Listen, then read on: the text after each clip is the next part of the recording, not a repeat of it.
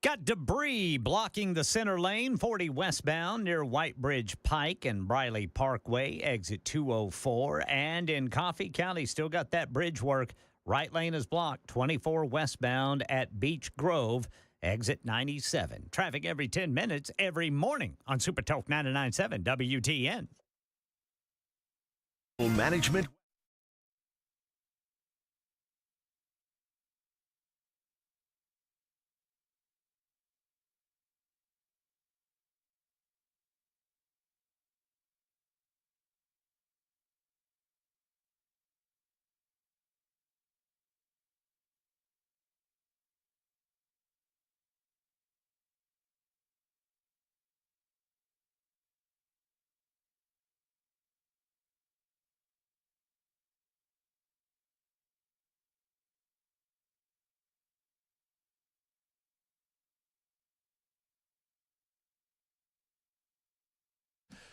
All right, kids, here we are. Here we go. Matt Murphy Radio Show underway for another day. It's 6 minutes after 3 o'clock on Super Talk 99.7 WT, and really anywhere in the Central Time Zone. That's the time. It's 6 minutes after 3 o'clock. Thank you for being around with us. Hold on while I move things around. Never can tell what you're going to be able to see and what you can't see.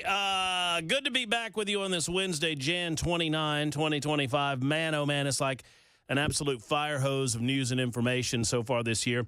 What with Donald J. Trump in the presidency, what with the General Assembly going into special session this week. We're going to cover both of those stories comprehensively for you. I think we are mostly beyond debating the merits of the education scholarship bill, because let me tell you something, the education scholarship bill is going to pass. You can tell me you like it, you can tell me you don't like it, but it is becoming a reality slowly but surely.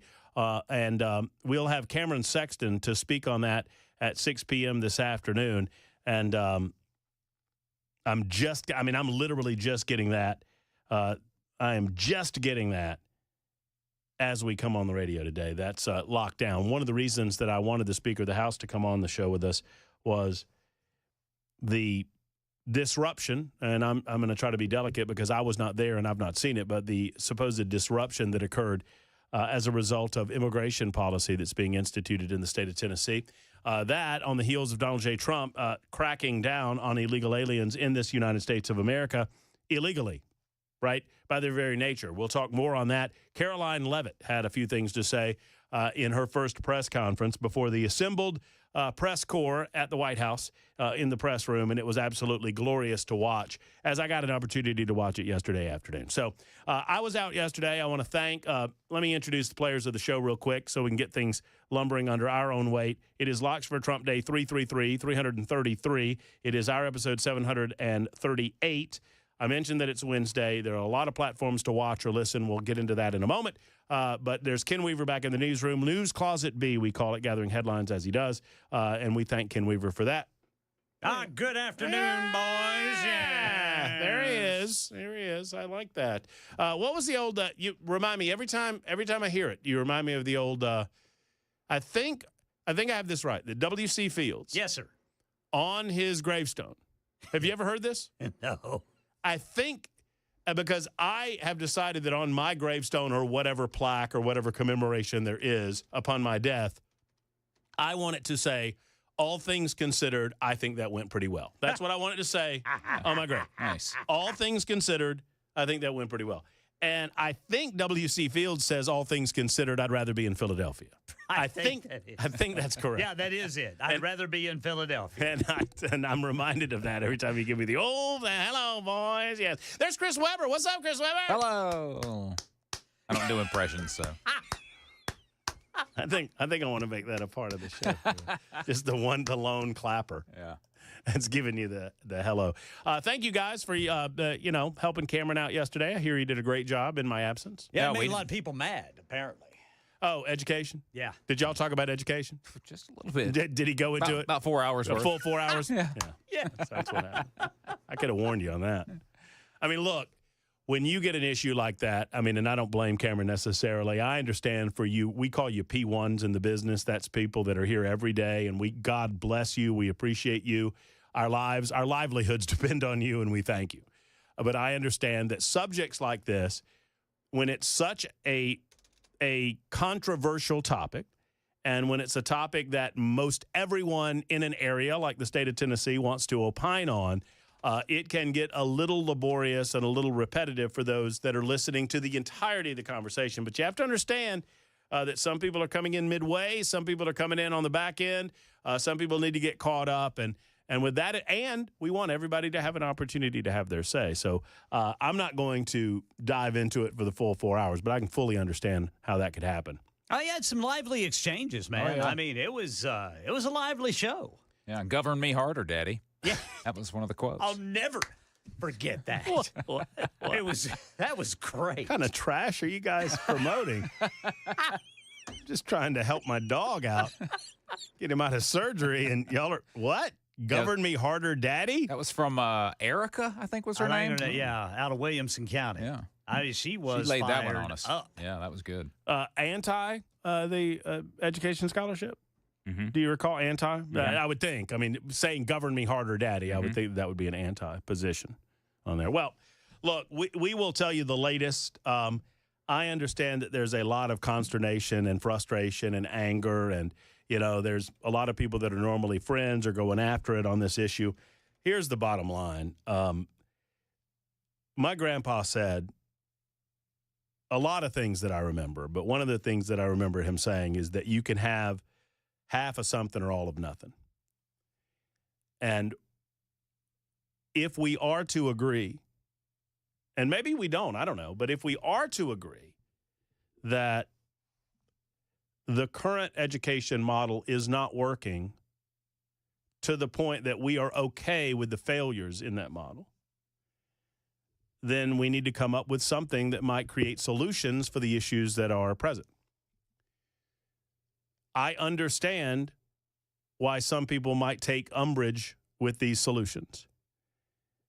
If you ask people across the state of Tennessee, and I was talking to someone about this last night, if you ask people around the state if they believe that parents should have more opportunities to make choices regarding their child's education that could potentially better their education, that is wildly popular in this state. If you ask people generally if they believe that public education is succeeding, they will tell you that it is not. And with those things in mind, we endeavor to figure out what the problems are and how specifically to solve them. Here's what I've learned in this debate, and I just want to sit above it for a minute because I told you earlier in the week, I'm all about what gives parents more choice. I'm all about freedom with regard to movement. And I'm all about infusing competition into a system that doesn't seem to have very much competition right now. But I'm also open for criticism on this legislation. And frankly, I'm not going to be impacted one way or the other, except as to where my tax dollars are going. I cannot put a finer point on it than to tell you I do not have children in the system. None of my family members have children in the system. In the next 20 years, my money will either go to fund better educational opportunities for Tennessee youth, or it will go to fund prisons for Tennessee youth. As go our educational opportunities in these many United States of America, so go America's youth. And if you do not provide that robust foundation of education for our young people, they will turn at some point. Not all of them, not many of them, not even most of them, but a lot of them.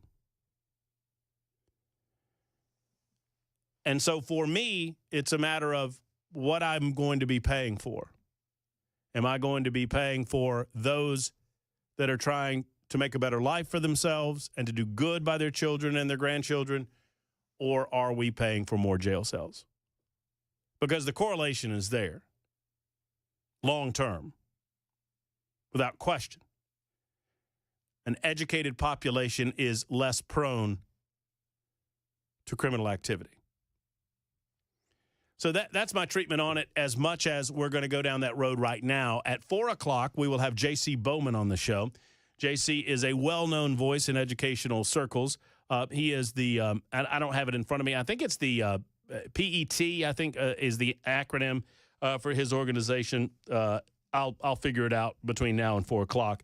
I don't want to improperly introduce J.C. Bowman. If you've not heard J.C., he's an advocate for teachers in the state of Tennessee, and he is against this legislation that is about to pass.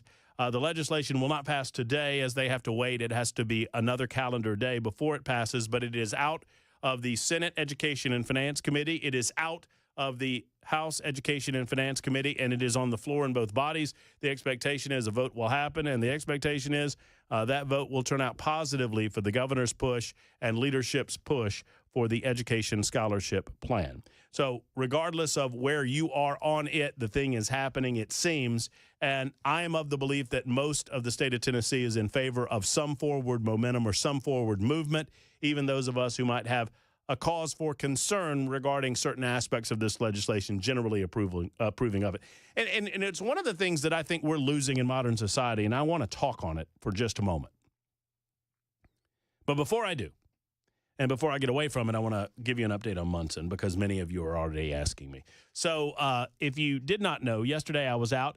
I don't have any kids, as I've mentioned, and meaning my kids are perfect. They make straight A's, and they never backsass. They never backtalk me. They're always early for dinner. I mean, I don't think they're going to be around very much when I need them when I get old, but, you know, that's a sacrifice you make for perfect kids, I suppose.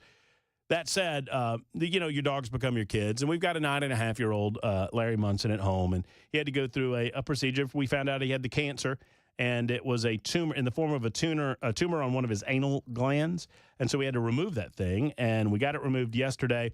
The team, and I'll name them because they did such a great job. They don't sponsor the show. I wish they did. I would love to sing their praises on a regular basis, but it's Nashville Veterinary Services. They were over on Sidco, and they are absolutely fabulous, professional, just a top-notch crew. It's where we took Munson for an emergency procedure a few weeks ago, how we discovered the tumor itself, and the surgical team, the oncologist and the surgeon over there, just absolutely top-notch. So thank you all for everything that you did to make it as easy as possible. When your four-legger is under the knife, he went under the knife. We took him home last night, and he's resting comfortably with his donut. We're not a cone family. They don't call them cones anymore. They don't. Now, apparently, if y'all are in the veterinary business, and it's a word that I say wrong often, so I apologize if I'm saying it improperly. Can you say it? Veterinary? Veterinarian? Am I saying that right? Yeah. Veterinarian. I don't think you had that extra syllable. I think you're right, Chris. I think it's veterinarian. It's just like it's not veteran. It's veteran. That's true. Is it not veteran? I don't think so. If I had a collection of broccoli and squash and green beans on the table here, I would have a bunch of what? Vegetables. Vegetables. No. It's vegetables. There's an E in there. That E matters, pal. Let's see here. How about pronunciation? Here we go. I'm going with salmon, too, because that L that L is there for a reason. Brother Chris is right. What? It is veterinarian. Veterinarian. Yep. Okay, fine. The vet. I mean, it is spelled that way. It is spelled ER. Veterinarian. Yeah. Well, one way or the other, they're good people over there, but they don't like saying the cone anymore.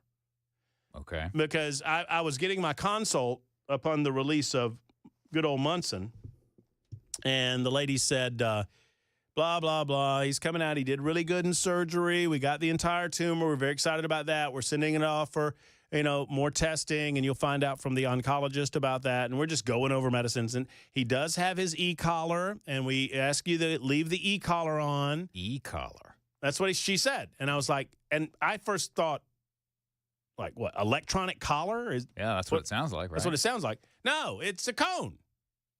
It's the cone. And I said, she's going on, and I was like, when you say e-collar, do you mean the cone? And she kind of gave me a look. Oh. Just a little. It was just slight, but I could tell. They don't like cone anymore. Yeah. And I think the movie Up has ruined them from the phraseology, as it's the cone of shame. Ah, that's right. Yeah. And they don't call it the cone anymore. They don't want to embarrass the dogs or cats. Or Perish the thought that we embarrass the animal. So I had the donut. And I don't blame her for this because she's doing her job, and she did it well, and I don't fault them for any of this. But they were like, we would prefer you to use the e-collar. And I was like, well, I'm not going to use the e-collar. I'm telling you. And I said, you could probably take that off of him because he wasn't out at that point. She was just telling me this. I said, you could probably take that off of him and just save it for someone else because I'm not going to use the e-collar. And she said, well, we would prefer he leave here with the e-collar because we have found that sometimes the donuts, they get around the donuts. And, you know, the idea here is to avoid the licking. Right. That's the point of it. I get it. Yeah. Right. So, and I said, well, I know my dog, and Munson's had surgeries before, and I think he's going to be okay. I said, I'll be honest with you. On a good day, he can barely get back there. I mean, he's 100%. Right. Yeah. He's really long and he's really short, and he can't get back there to begin with. I said, if anything, he's a scoocher. Now, he'll scoot, which is a problem for us right now because he's itchy. Oof. And you can't have that. Yeah. So you got to stop the scooching. But I was like, he can't get back there on a good day, so we're fine. Well, we'd prefer you to do, the e-collar. And so I wasted an e-collar. So if anybody wants an e-collar, I've got one for cheap. Because I went outside. You know what I did? I got Munson, and he's got the stupid thing on, and he's looking down. Yeah. And he's so short. So it has to be big enough to go around his neck, but he's so short, he's dragging the ground. That's not good. I'm like, come on, buddy. Let's get that crap off of you. But he's doing good. He's resting, and good. No movement, and we expect no poops for 4 days. Well, boy, after 4 days, it's going to be something. We're on high poop alert come, I guess, Friday or Saturday. Friday or Saturday. We're high poop alert because we need the poop, but we don't expect the poop to come out that soon, and we don't. So it's a careful balance. I don't want the poop to come out now. Yeah. Based on, I don't want to get too graphic here, but I mean, just the way things are looking. The way things are looking. Yeah. I don't think he needs to poop right now. I think we need everything to calm down right now. Well, Saturday's supposed to be a beautiful day, so that'd be a good day for it. Gonna be sunny. Good day for the poop. Yeah. Just spend the afternoon outdoors. What Munson doesn't understand is that they did say to leash him during the first few days at least. Oh, little fella. Because, they're like, we just don't want him. We don't want him scooching. Scooching's bad, which you might expect. And we don't want him, getting into anything or running and playing too much because he might feel like he can do that, and that might be bad as well. See, and so I put him on the leash, and he wants to go to the front door because that's where you go when you're on the leash. Yeah, you don't go to the backyard. Back, That's stupid. So he gives me the side eye like I'm an idiot. What are you doing? Okay. Don't you know how this works yet? Yeah, apparently you don't. So when we go outside with the leash, he immediately goes to the side gate because he's like, well, we're not back here with the leash. Smart fella. No, he's a good boy. Yep. So thank you to all your kind words. It's all good, and we'll get into Donald Trump and the monetary freeze that's happening in Washington, D.C. that has so many liberals so freaked out. We're going to do that first. Your call is always 615-737-9986. You can also do that on the Super Text line. It's 24 after the hour on Super Talk.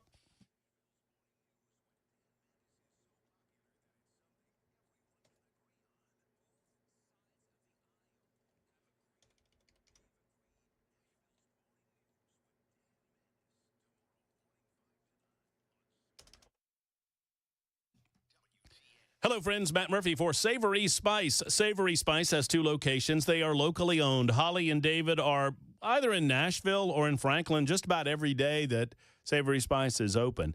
And in both of those locations, you'll find wonderful spices, delicious spices, something for every taste. And let me tell you, they are the best in the business when it comes to finding exotic spices that you can't get anywhere else. But if you're just trying to restock, they're a great place to do that as well. If you go by Ellendale Market, they're on Charlotte Pike there. You pull in, you'll smell it before you see it. You'll see the incredible array of spices. And every person that works at Savory Spice, they are attentive to detail, and they understand what they're doing, so they can point you in the right direction. Over in Franklin, they're just off the square next to Gray's Pharmacy. Stop by and see them there and tell them that Matt Murphy sent you to Savory Spice. The Spice and Easy line of products, they've got a lot of accoutrement, if you will, in terms of cooking accoutrement, different spices that you probably never heard of, plus a good place to buy gifts for those of you who love to cook or have loved ones that do. Savory Spice. Go by and give them a smell and tell them Matt Murphy sent you to Savory Spice.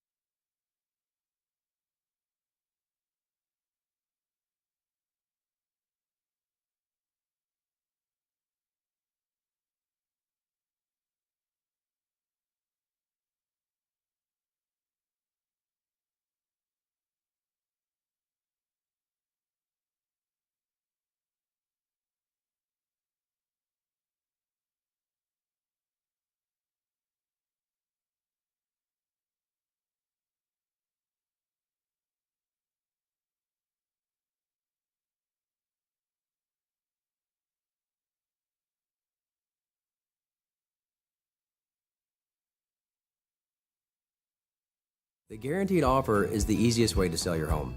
It's really simple. We bring you an all-cash offer. You close in as little as 21 days. No home inspections, no lock boxes, no open houses. Go to markspain.com to get a guaranteed offer and start packing.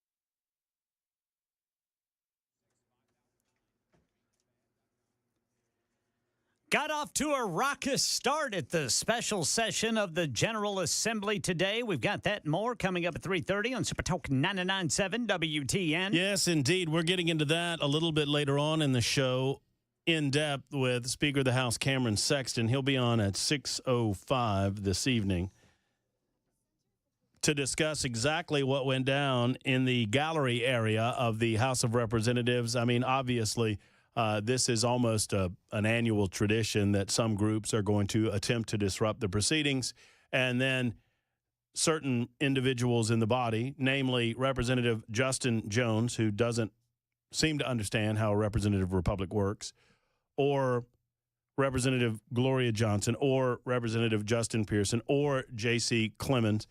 You know, all of these people are, I mean, and there are more. I just named the four off the top of my head. They then claim to say that they are underrepresented in terms of speaking time. They're not allowed to speak or debate on the issues. All of this is garbage. It's not true. It's just garbage from the pit of hell. It's just not true. In the last legislative session, there are, I think I have this math right, there are 99 people in the House of Representatives. 75 of them are Republicans, maybe 74. So you got 20-something Democrats, and the Democrats claim that they don't get speaking time. And of the top 10 speakers in the last legislative session, 9 of them were Democrats. The only Republican who broke the top 10 was the House Majority Leader, William Lamberth, who is on the floor largely to keep the flow of debate going in a lot of cases and to speak for leadership. So it's all garbage.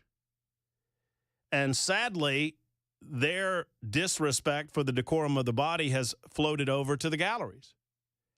And so now there are people in the galleries that don't believe, they think they have some sort of free speech right to speak out in the gallery. Well, by extension, do you also believe that you have some fundamental right as an American to go down to the floor of the body and to speak anytime you want? Well, that's not the way that it works. And that's not the way that it has ever worked in a civilized society, any civilized society. You have to have rules of order. And you vote on those. We shall discuss in moments on Super Talk 99.7 WTN. Plus, we will get into onesie talk. And if you don't know what I mean, when I say onesie talk, I mean onesie, as in ONESIES, onesies. You know what a onesie is? You know? Well, Senator Bernie Sanders had a few things to say about onesies as Robert F. Kennedy Jr. was testifying before the United States Senate with regard to his nomination as Health and Human Services Director. More coming up in a moment on that on Super Talk 99.7 WTN.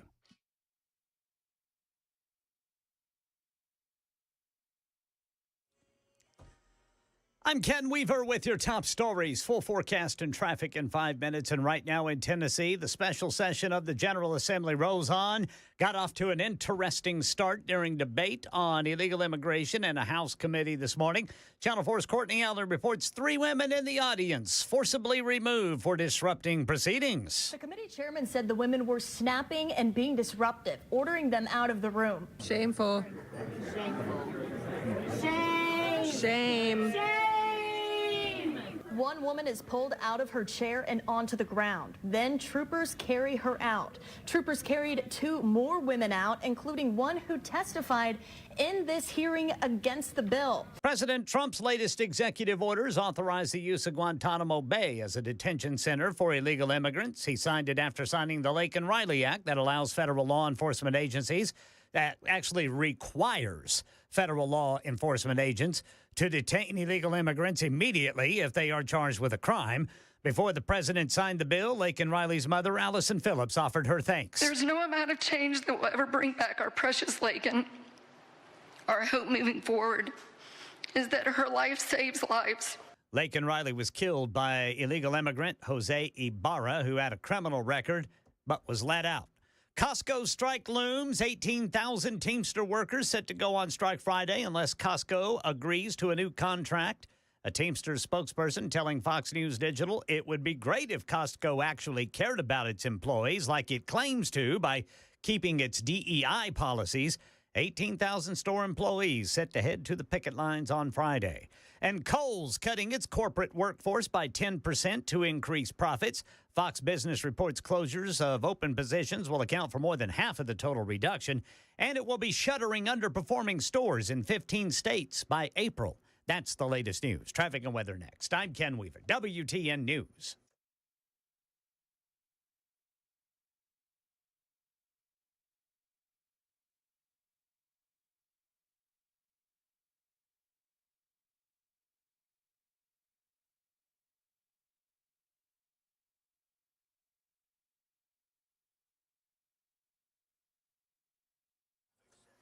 I still got that bridge work. According to TDOT, there in Coffee County, the right lane is blocked, 24 westbound at Beech Grove. Here in Nashville, the South Loop going eastbound got a crash reported by police, going to be at 4th Avenue. Traffic every 10 minutes every morning on Super Talk 99.7 WTN.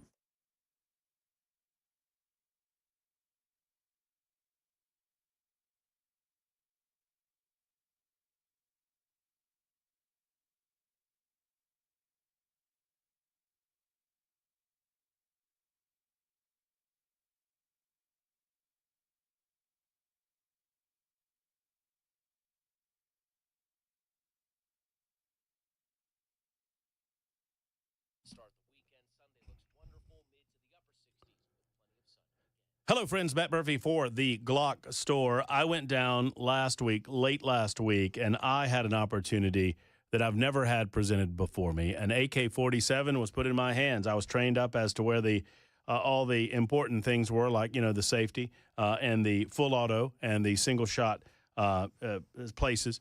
And then I got to shoot that AK-47, and you can too. Here's the deal, folks. For the month of January, and all you have to do is schedule it during the month of January, because I know we're running short on days. You schedule a range session with a private instructor at the Glock store. Go to shoot270.com, and they're going to include in that, by mentioning my name, an opportunity for you to shoot an AK-47. Now, it's been modified for the 5.56 round. There were some questions about that, because I mentioned that the other day, and people said 5.56, AK doesn't shoot a 5.56. Well, talk to Mitch about it, because he told me all about it in the video that I put up on social media platforms. One way or the other, you'll get to shoot this thing. And I'm excited about it, because it's a $50 plus value, and all you have to do is buy the ammo, and there's just nothing like it in the world. And don't worry, if you've never done this and you're a little trepidatious, I was, they'll feed you baby birds. That's what the instructor is there, and that's what instruction is all about, helping you train to be more proficient in a private setting, and after every session, you walk out a better shooter, a more confident shooter. And in January, you get to shoot that AK. Tell them about it when you call the Glock store, or visit them online at glockstore.com or shoot270.com. Minutes away from the airport, worth the drive from anywhere. It's the Glock store.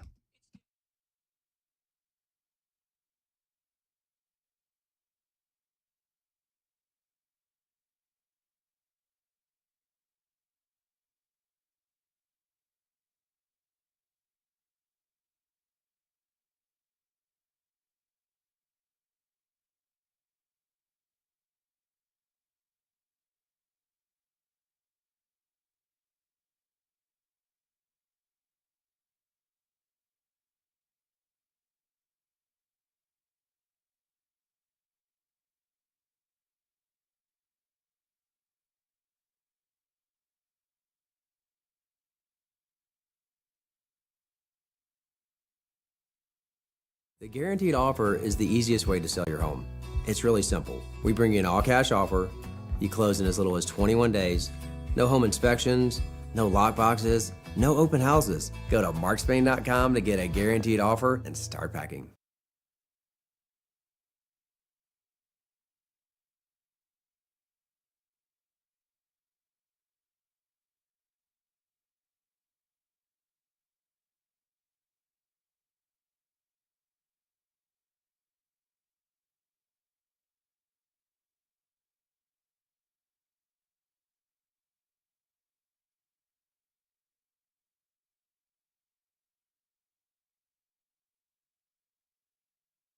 Hello, friends. Matt Murphy for the Dr. Poss and Dr. McLaughlin Sleep Apnea and TMJ Solution Center. That's right. Dr. Brian McLaughlin came on board last year to assist Dr. Poss, because so many of you were responding positively to the incredible opportunity that you have to sleep better, to snore less, and not to have to wear a CPAP machine. And that's what it's all about, friends. And at the Dr. Poss Center, they can help you with that. The Dr. Poss and Dr. McLaughlin Sleep Apnea and TMJ Solution Center. 2 locations, as always, to serve you. One is in Brentwood, the other in Murfreesboro, and they're in network with Blue Cross, Blue Shield, Aetna, Cigna, United Healthcare, Medicare, a preferred provider with TRICARE for the military as well. Here's the deal, folks. If you're not sleeping well at night, this can affect your energy levels. And if you have sleep apnea, it can affect your health dramatically. And you're probably impacting your relationship because you're snoring a lot. If any of this is the case, let's get it eliminated with an FDA-approved oral device that gently holds your jaw forward. I wear one on a nightly basis, and you can too. It's going to help you sleep better, help you give you more energy. Go to drposs.com. That's drposs.com for the Sleep Apnea and TMJ Solution Center.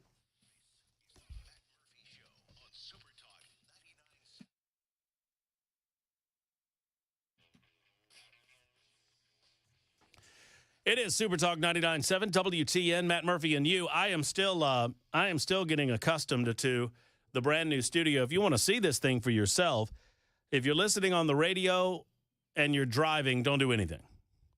If you're listening on the radio and you're in a spot of bother, don't do anything. But if you have the opportunity to head over to the television side of things, you can see the friendly confines of where we do the radio show on the butt end of Music Row.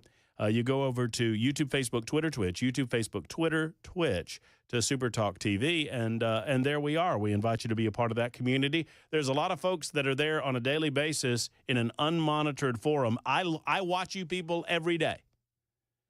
go off the rails. And sometimes I participate a little bit. So you can find the chat feature over there. You can find it on, once again, YouTube, Facebook, Twitter, Twitch.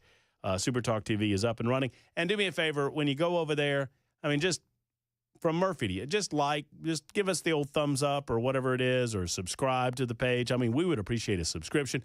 And I want to personally thank JK and Erica Brister and US Pest for bringing you this and every hour of Matt Murphy on television and radio on Super Talk 99.7 WTN. So once again, that's the TV side of things. I mean, and got the monitor going on, got the on-air light there in the background. It just looks great.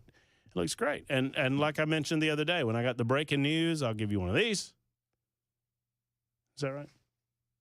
Oh no, that's just the flash. I got to get no, that's the strobe. Where is it? Well, I'll figure it out. There it is. That's it. The crazy strobe. Give me one of those with breaking news.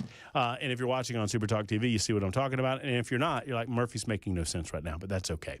615-737-9986, either via super text or telephone call if you have any comment on the news of the day. Here's the deal, folks.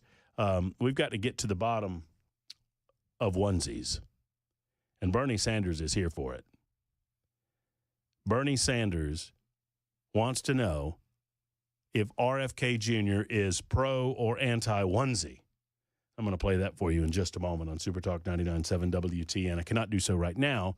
Well, I'll play it for you in just a second. RFK Jr. testifying before and facing somewhat of a bipartisan. It's nice to see the D.C. establishment get along about something. Robert F. Kennedy Jr., Democrat.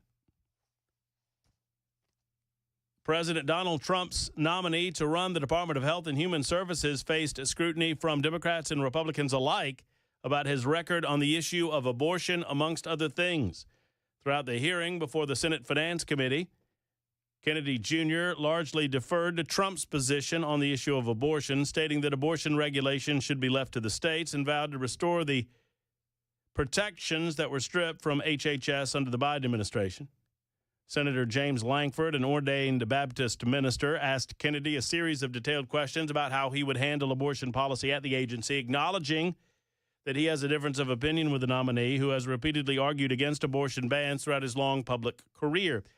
I would argue this. On the issue of abortion, that baby, no pun intended, has been put to bed, inasmuch as the Supreme Court has made a decision regarding where these decision-making processes ought to take place. It's something that I've been arguing, even without arguing the issue of abortion and when life begins and when life doesn't begin. I've long argued from a libertarian perspective that none of this should be happening at the federal level. All of it should be happening at the state level. That was the construct of the Constitution. And that if you want to put some of these health regulations or restrictions into the Constitution, there's a process to do that too. It's called the amendatory process, and it's very difficult. And while these very important discussions were going on, Bernie Sanders was talking to the nominee. And Bernie Sanders had serious questions about onesies. They are selling what's called onesies. These are little things, clothing for babies. One of them is titled Unvaxxed, Unafraid. Next one, and they're sold for $26 a piece, by the way. Next one is No Vax, No Problem. Now, you're coming before this committee and you say you're... Okay, by the way, so let me just explain to you. The good senator from the state of Vermont has visual aids behind him. And on those visual aids, imagine, if you will, a onesie. And imagine further, if you will, that one of the onesies says, no vax, no problem. And the other onesie, as mentioned by the good senator, says, unvaxxed and unafraid. Let me tell you something. Bernie Sanders has problems with you people, and you're all going to hear about it. One of them is titled Unvaxxed, Unafraid. Next one, and they're sold for $26 a piece, by the way. Next one is No... You hear the disgust in his voice. It's sold for $26, by the way. This is far too much for a onesie. When I was buying a onesie, onesies were 50 cents. I saw onesies on the streets of the USSR, 1 ruble per onesie. And now they're $26. Capitalism is a scam. Vax, no problem.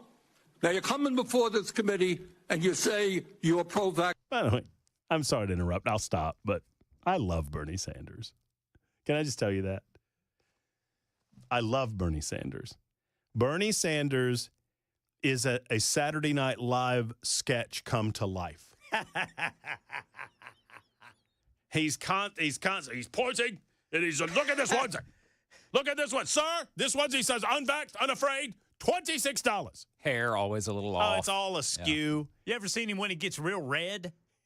That hair really stands out. Remember when he was attending, was it the 2020? The inauguration. Inauguration, we had his mittens on. Yep. And he's sitting there in the now cold, snuggled up in his mittens. I mean, he's so good as a caricature of himself that Larry David, when he was running for president, went on Saturday Night Live as Bernie Sanders, and they would have Larry David on, and then Bernie Sanders came on the show, and Bernie Sanders did a better caricature of Bernie Sanders than Larry David. It was good. So Bernie continues. He's like the what is he like? He's 187, right? I mean, he's old, but he keeps going. Vaccine. Just want to ask some questions. And yet your organization is making money selling a child's product to parents for $26, which casts fundamental doubt on the usefulness of vaccines. Can you tell us now that you will, now that you are pro-vaccine, that you're going to have your organization take these products off the market? Senator, I have no power over that organization. I'm not part of it. I resigned from the board. Yeah, that was just a few months ago. You founded that. You certainly have power. You can make that call. Are you supportive of this? I've had nothing to do with leadership. Are you supportive of these onesies? I'm supportive of... There it is. Okay. There are men in graves, not a mile, maybe two away from where they're having this argument, that spilled blood on our soil to advance the freedoms and liberties that we enjoy in the United States of America. And I suggest to you that all of those men and women that died for this country, that believed so much in the concepts of freedom and liberty, they're all smiling from heaven as Bernie Sanders demands to know, are you in favor of these onesies? Are you supportive of this?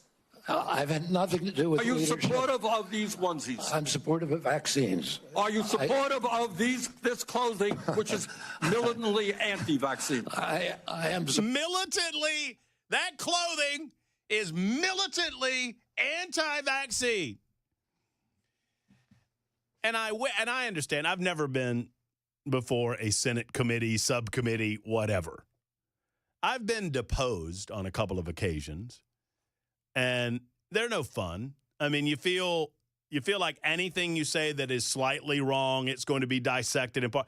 But I just wish, and I'm not criticizing RFK here, but just take a moment and say, are you attacking me or are you attacking the First Amendment to the Constitution of the United States of America? Are you suggesting that there is no room for a difference of opinion on the efficacy of vaccines that were all crammed down our throats so quickly that we could not possibly comprehend or understand medically, scientifically, or otherwise the long-term ramifications of these things? Are you suggesting that parents ought not to have any decision-making in the process of whether or not they vaccinate their children? Something that I was surprised to learn that RFK, the big surprise for me today was learning that RFK vaccinated his kids. I guess he got religion on the issue of vaccines a little later. He did say that he regretted it, but he vaccinated his kids. But we have reached this is the moment that I knew that RFK Jr. was going to be the next Health and Human Services Secretary. Tell us now that now that you are pro-vaccine, that you're going to have your organization take these products off the market. Senator, I have no power over that organization. Why would he do that anyway? Because the government should be dictating to American consumers what we can and cannot buy? I'm part of it. I resigned from the board. Yeah, that was just a few months ago. You founded that. You certainly have power. You can make that call. Are you supportive of this? I've had nothing to do with Are you leadership. supportive of these onesies? Are you supportive of these onesies? The funniest thing is, go watch it. This guy's, his eyes are bulging. He's very upset. Is he red? All right, yes. He got all red in the head, you know. Are you supportive of these onesies? He reminded me of George Costanza's dad in Seinfeld. Oh, my gosh. Oh, yes. I got a lot of problems with you people, and everybody's going to hear about it. Jerry Stiller. Festivus for the rest of us. We're not going to have any onesies. Oh. We're going back to cloth diapers. Well, RFK's trying to answer him. It's like, look, I'm, and what's so wrong? I don't know. And look, I'll let RFK speak for himself, but is it anti-vaccine to have questions about vaccines? Is it anti-science to say, hey, I want to make sure that I understand what the totality of the ramifications are going to be? I mean, I heard someone earlier today try to pin him down on the idea of questioning some of this stuff. He's like, what's wrong with asking questions? What's wrong with having an expectation? I am not anti-Big Mac if I suggest that we should know every ingredient that goes into a Big Mac and what that might do to my body. And he actually brought that up today. He said, look, I'm not anti-fat. He said, my boss happens to like McDonald's hamburgers and Diet Coke. I'm not against that. I just want to make sure that everybody knows what's going into their body before we put it into our body. 52 after the hour on Super Talk 99.7 WTN. Your thoughts? Super text line is open. Phone line's open. J.C. Bowman's coming up in the next hour. We're going to talk education in the state of Tennessee. I'm very excited about this. It's Super Talk 99.7 WTN.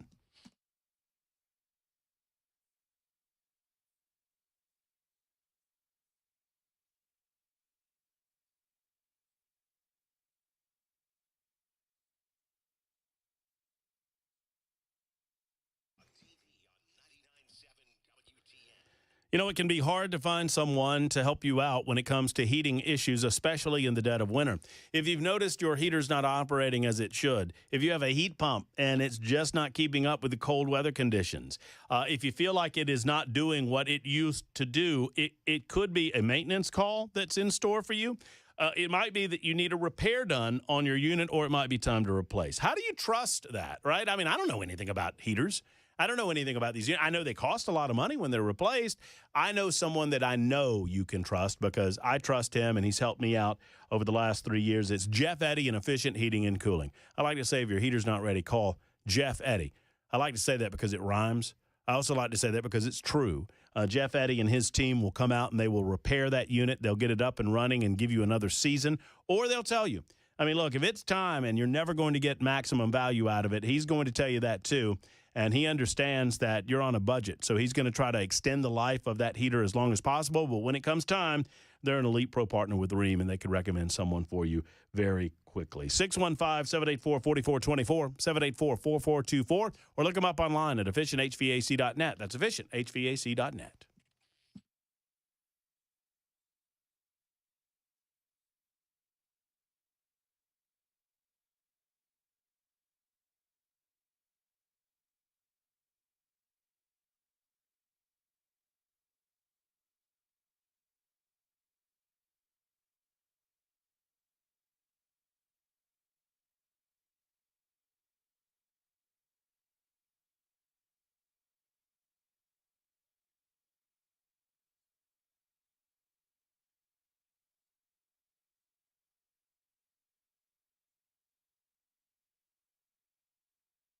The guaranteed offer is the easiest way to sell your home. It's really simple. We bring you an all-cash offer. You close in as little as 21 days. No home inspections, no lockboxes, no open houses. Go to markspain.com to get a guaranteed offer and start packing.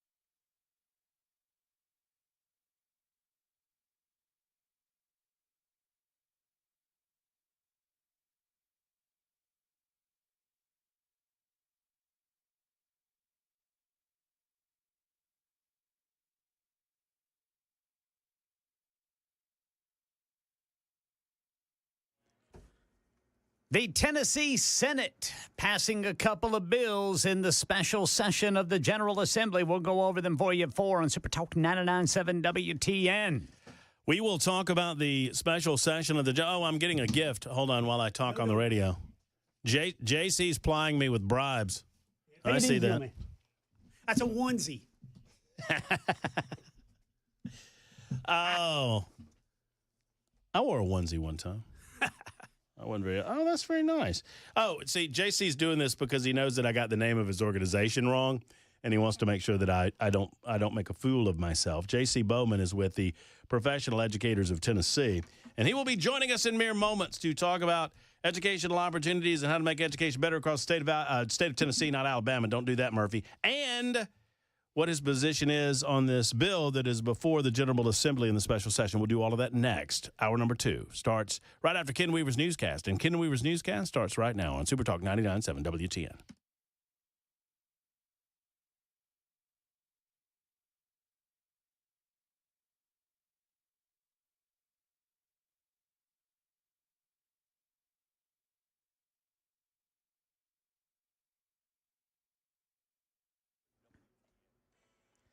Four o'clock on the dot. I'm Ken Weaver with your top stories. Got the full forecast and traffic in 5 minutes. Right now in Tennessee, the state Senate has passed hurricane relief bill for northeast Tennessee counties that were impacted. Channel 4 says the Senate has passed the illegal immigration bill that supports President Trump's crackdown, including making it a crime for any elected official to vote to create a sanctuary city in Tennessee. Debate on the bill in the House started out with 3 women in the audience opposed to the bill, disrupting discussion on the floor, according to the committee chair. Channel 4's Courtney Allen talked to one of the women after being forcibly removed by state troopers. Ashley Harbington lives in Nashville. She says that her husband, who she has an 8-year-old son with, is an undocumented immigrant. Harbington told me that she and the other women were sitting in the front row, quietly holding signs in protest. It feels like a really unwelcoming place. It feels like anyone that disagrees with them or maybe even testifies against a bill may not have the ability to sit there and watch them vote on the bill. The bill incentivizes the enforcement of President Donald Trump's immigration policies here in Tennessee. Yeah, audience members were snapping their fingers and at one point vocal during lawmaker discussion. Then another outburst later is when Chairman Chris Todd of Jackson asked the state troopers to remove those he said were causing the disturbance.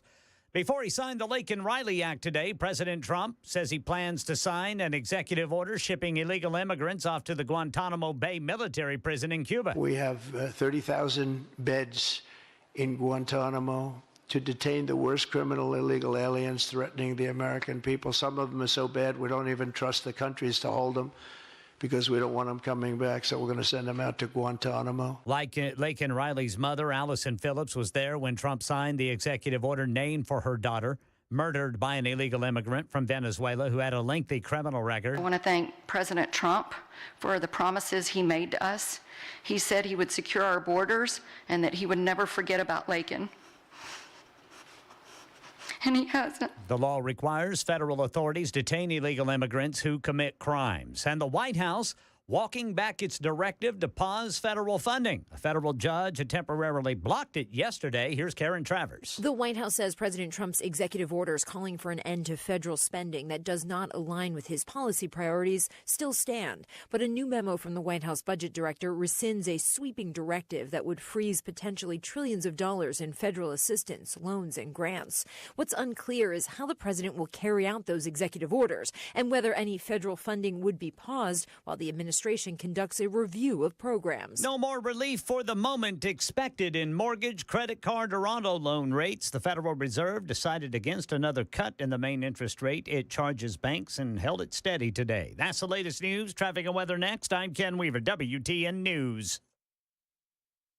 Hey, friends, it's Matt Murphy, and I want to talk for a moment about the good people of Genesis Diamonds. I am so psyched to be a part of the Genesis Diamond family as a spokesperson in 2025 and beyond, because I'm excited. I'm excited for the new year. I'm excited for Valentine's Day, any occasion like a holiday or an anniversary or a birthday, for you to go and get something sparkly for the loved one in your life. It is go time. And you need to know where to go, gentlemen. Now, a couple of things, and I fit this bill and I get it. you don't want to be taken advantage of in terms of value. They're never going to do that at Genesis Diamonds. As a matter of fact, they have the best value around because they don't have middleman pricing. What does that mean? I mean, it sounds like a slogan, but it's not. It's true. When you don't have a middleman that gets the diamonds from the mines and brings them to the retailers, if that middleman is absent, that means that you don't have that middleman markup. And that markup matters, especially when it comes to diamonds. Secondarily, you don't have to have any knowledge when you walk through these doors. Gentlemen, if you're thinking about that really special Valentine's Day gift, you need to go to Genesis Diamonds because you walk through the door and they will feed you baby birds. They will walk you by your hand. They will help you figure out what is right for your loved one, whether it's a set of earrings or a nice diamond pendant or a jewelry or tennis bracelet, something along those lines. They'll do it for you at Genesis Diamonds. Genesis Diamonds. They also have pre-owned Rolex timepieces. You can take a look at those two, gentlemen, when you're there. 2 locations, Green Hills and Cool Springs. Till Matt Murphy sent you to Genesis Diamonds.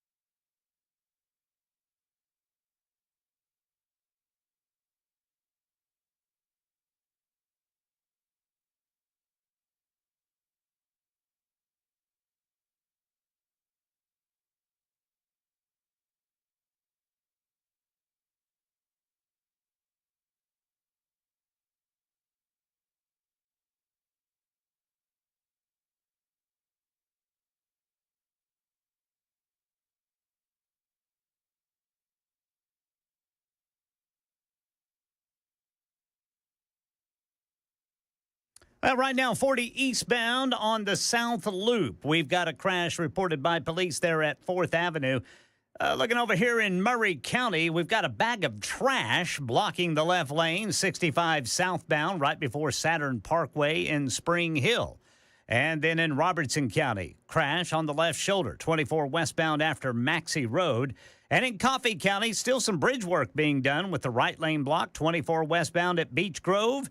That's going to be exit 97 in Coffee County, and traffic every 10 minutes every morning on Super Talk 99.7 WTN.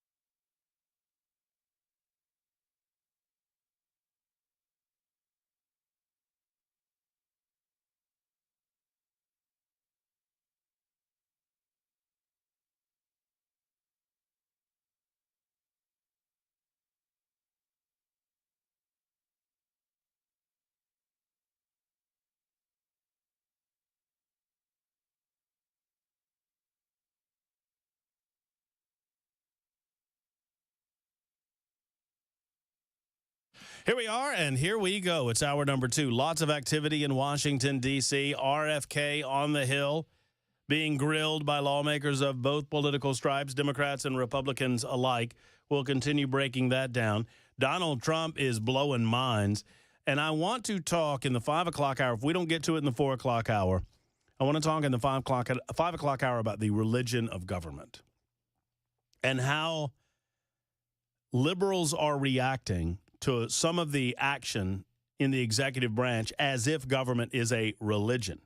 And why wouldn't you if you bow before the altar of government? If you believe the government is the answer to every problem that exists in any individual's life, and I do not, obviously, but if you believe that, then I can understand how some people are reacting in the manner that they are. We will hold that off and put it on the back burner until the 5 o'clock hour because we have much to discuss with our discuss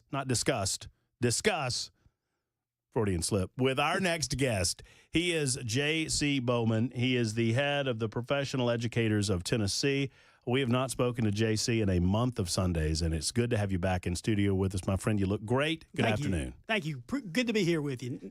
I mean, it's going to be fabulous. Yep. Yeah, we'll have a good time. For those who are unfamiliar with the Professional Educators of Tennessee, PET, I got the acronym right. Yes. I just mangled the rest of it. Tell us what you do. Well, we're a teachers association. The interesting thing, every time somebody criticizes, we say something pro-teacher or whatever, there's a teachers union. We're not a teachers union. We don't give money to one candidate. We don't endorse candidates, and we are nonpartisan. And, I mean, when I came up through Republican politics. Right. And I was a hardcore conservative. Would you consider yourself an alternative to the teachers' unions? Yeah, I mean, I think that's exactly right. I mean, the two teachers' unions, the NEA and the AFT, well, the AFT, for all practical purposes, outside of Cumberland County, I think in Tennessee, they maybe have 5 members. Right. So, in essence, there's no existence of them in Tennessee. What about do you have a membership? Oh yeah, we have PET? 8,000 members. And what would you say if I just pulled you off the street and said, "What do you do for your membership?" How would you describe your organization? Well, that's easy. We provide teacher liability. Number one, teachers mess up every day, and they're very liable for lawsuits. Mm-hmm. I mean, it doesn't take anything to file a lawsuit today.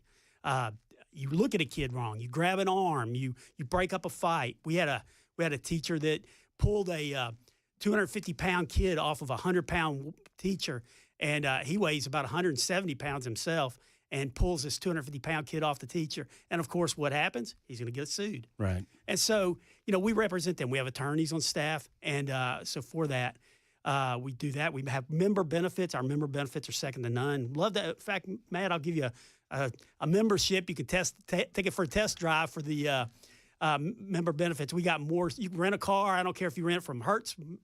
We get no kickbacks. We strike all these deals for our members, and we've got member benefits called Passport. Same thing that you get if you were an Apple employee out in Silicon Valley. It's great benefits program. But you do, but you do on occasion represent your membership when matters of education come before the General Assembly? Oh, yeah, and I do lobby. And so that's the lobbying piece of it is, like, for example, we surveyed our members. 91% opposed vouchers. Right. So what are we going to do? We're going to follow our wills of our members. Why do you and that leads us into the discussion, and this will not just be a discussion with JC about the scholarship fund. There will be a discussion about Antioch High School. I want to talk to you about teacher and student safety. I know that's very important to you. As we were setting this up last night, you said, please, let's talk about this because it's such an important subject, and I agree with you. But let's just start there. Why do you believe that 91% of your membership are against? You refer to them as vouchers. I don't know that they're specifically vouchers if we can't say that the money is following the kid specifically, but. Well, interesting. And I actually have that note in here. I actually had a reporter call me, and I wanted to be correct with that today. And there was a discussion that took place in the Senate whether it was a voucher or a scholarship. And so she asked me, I go, tomato, I don't care. You can call it whatever you want to call it. The main difference is the scholarship would be provided like if it's a tax credit. So if it's a tax credit, technically, the tax credit, you write a check to pick the school, Lighthouse Christian. You write a check to Lighthouse Christian, and they pick some kid and give him the money. That's a scholarship. Mm-hmm.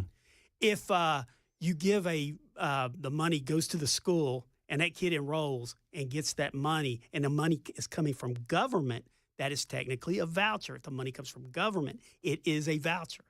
That's not my term. That's the term that has been defined historically in there. Now, we're trying to switch it because a PR firm says if you use the term voucher, you and I talked about like school choice.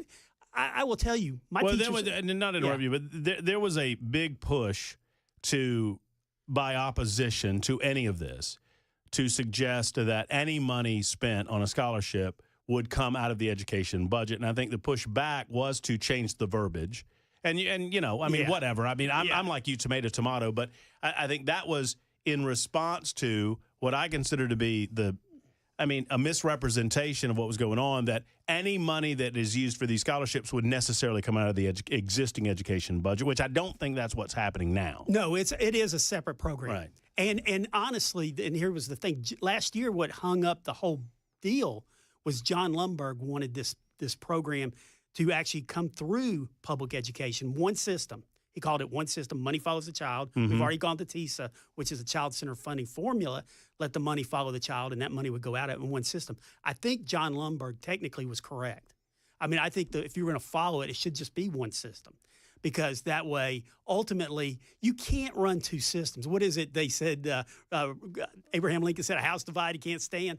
Well, you're not really running two systems so much as you're pulling the money specific for this scholarship fund out of one different. You're not pot of money. Yeah, you're not combining the pots of money. And that is one argument. So I remember. So you go back to this. So you say, okay, well, why not just fund the system? Why not just fund the kid if you're going to do that? And that's more of a pure libertarian thing. If you're going to actually do that, fund it through the system and let it go through that. Anyway, I think Lundberg was correct. They couldn't get around that last year. Because and I would argue that over the last 10 years in the state of Tennessee, and I witnessed this in the state of Alabama, right? That good-hearted people believed educators and administrators when they said that it's a money problem.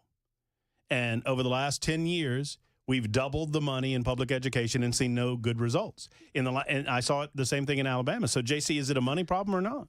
I don't necessarily think it's a money problem, but I do think we're playing a little bit, and this is not you. No, this is the it's state. fair. So like last year, I hear this. We put $2 billion more into education. Okay, wait a minute. No, what you did was you eliminated a health care, $800 million that was going to student health care. You moved it over into education under the new TISA formula, and then you said, hey, we just gave you $800,000 more. And you still have to provide the same services. It's the same $800,000. We're just shifting pots of money around at the same pot. Now, they did upgrade. It has gone up $1.2 billion. So I'm not going to deny that. But my point being is that, but then you can go around and say, well, we put $2 billion more money into education. That's technically not correct. And I think that you want to make sure that we're really, that's been my big argument about all of this in politics. Just be honest with it. And come out and say, look, this is what. Let's be honest about the whole thing. Yes, we got. I've said this, and you and I have had this discussion. Mm-hmm. I'm not running away from it. We got problems. We got to change. We got to do things different. And back to my teachers, I do want to say this. My teachers are usually the conservative teachers.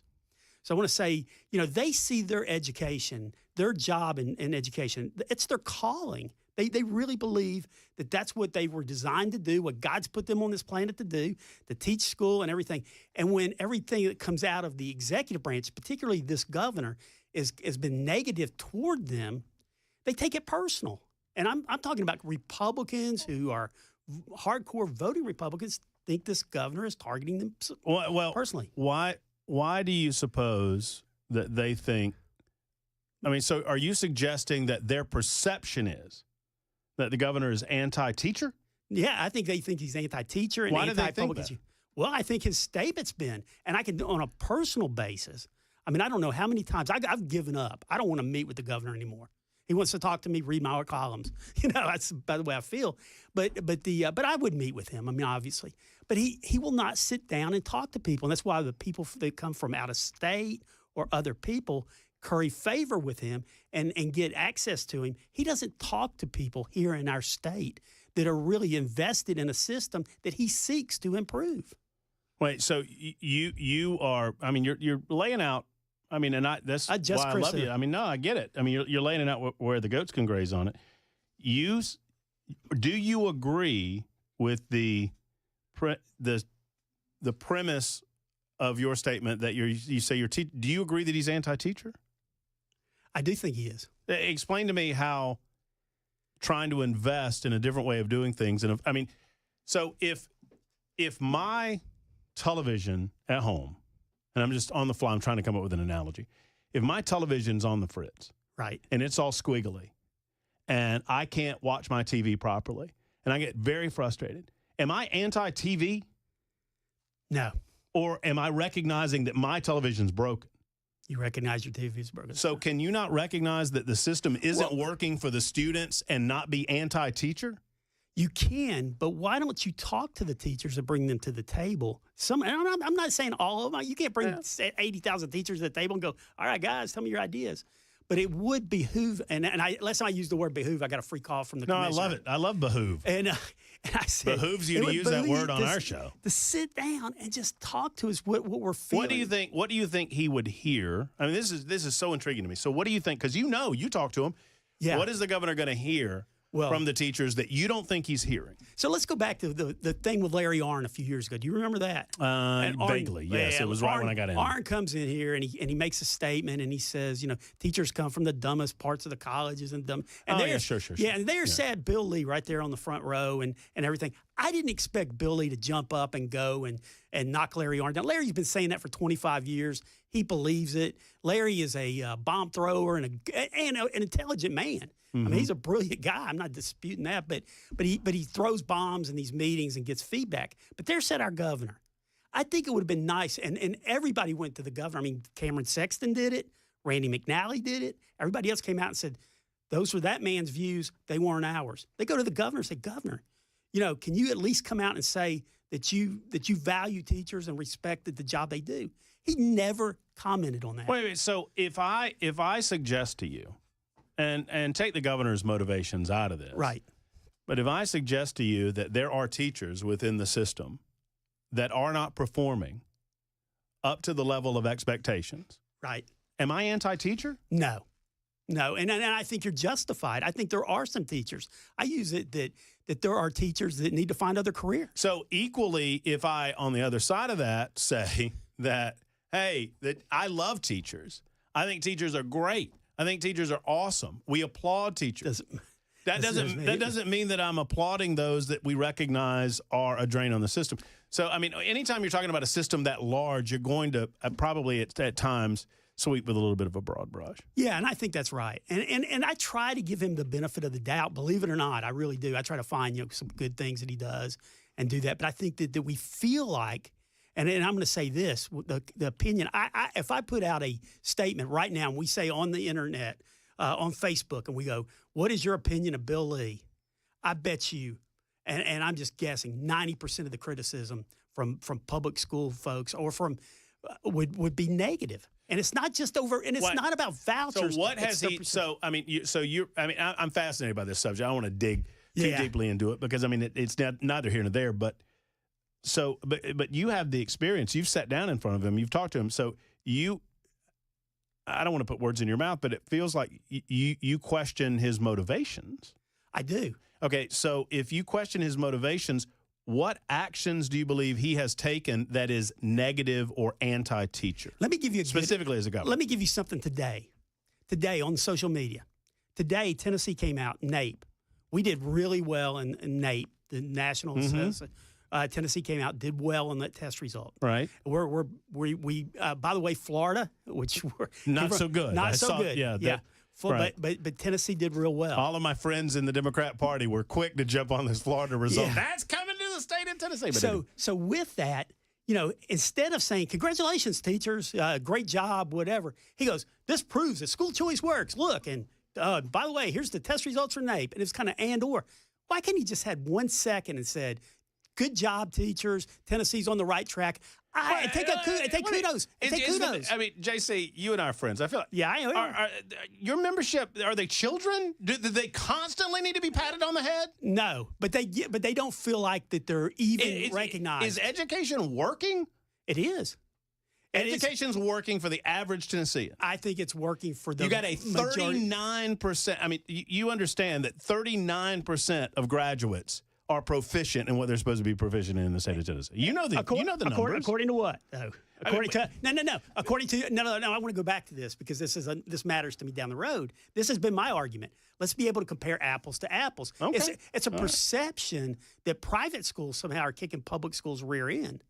And they go, well, we're going to do a nationally normed reference test. And I'm like, okay. I'm the one who suggested it. Well, look, make somebody take a test. I was for less testing. Right. I'm like, let's get smarter tests, briefer tests. Let's sample and make sure and test them. Governor DeSantis of Florida came out with a good idea about taking 3 tests a year. Let's benchmark them when they get there. Let's take about halfway through the year, see where they're at, make the adjustments right then on the fly, get them better, and then take a test at the end and make sure they're on grade level. If not, you're held back. And so look, and I am going to be accused of being anti-teacher during this conversation. No, you're not. And I'm not anti-teacher. He is not. I want to improve the system, and I want to do. And I recognize that inside of any large system, there are going to be some great positives, And I think for the most part, teachers are an incredible positive within the system. Right. And there are some negatives. We'll continue the conversation with J.C. Bowman. Very intriguing. 23 after the hour. If you have any thoughts on any of this, you can get involved. 615-737-9986. It's The Murphy Show.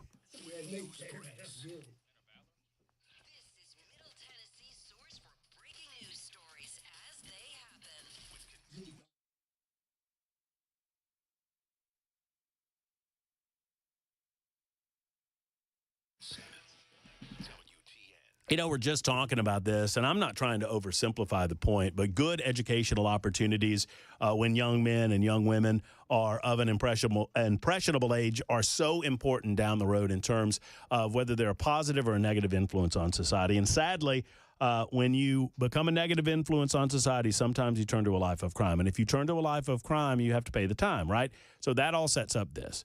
90% of the men who go into prison will get out at some point. I mean, that's just a fact, right? Most of them get out. And I ask you, what type of people do you want coming out of the prison system? Do you want recidivists? Do you want people that have learned criminal behavior and will offend again? Or do you want men of valor? That's where Men of Valor comes in. Folks, they need volunteers in the prison systems at their campus for aftercare reentry. They need job partners and Bible study teachers and mentors that can disciple individuals in their everyday lives. They need people to help with the transition from out of the prison system into real life, productive life. And they turn an over 50% recidivism rate into a less than 15% recidivism rate. That's an incredible number, and it saves you money on the back end. Go to movministry.com to find out how you can help. movministry.com for Men of Valor.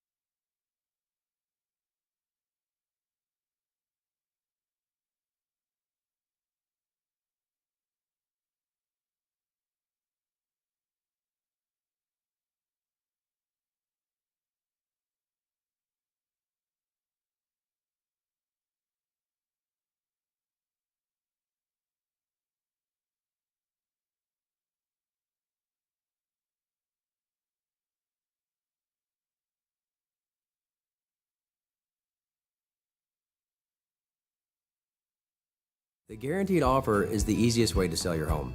It's really simple. We bring you an all-cash offer. You close in as little as 21 days.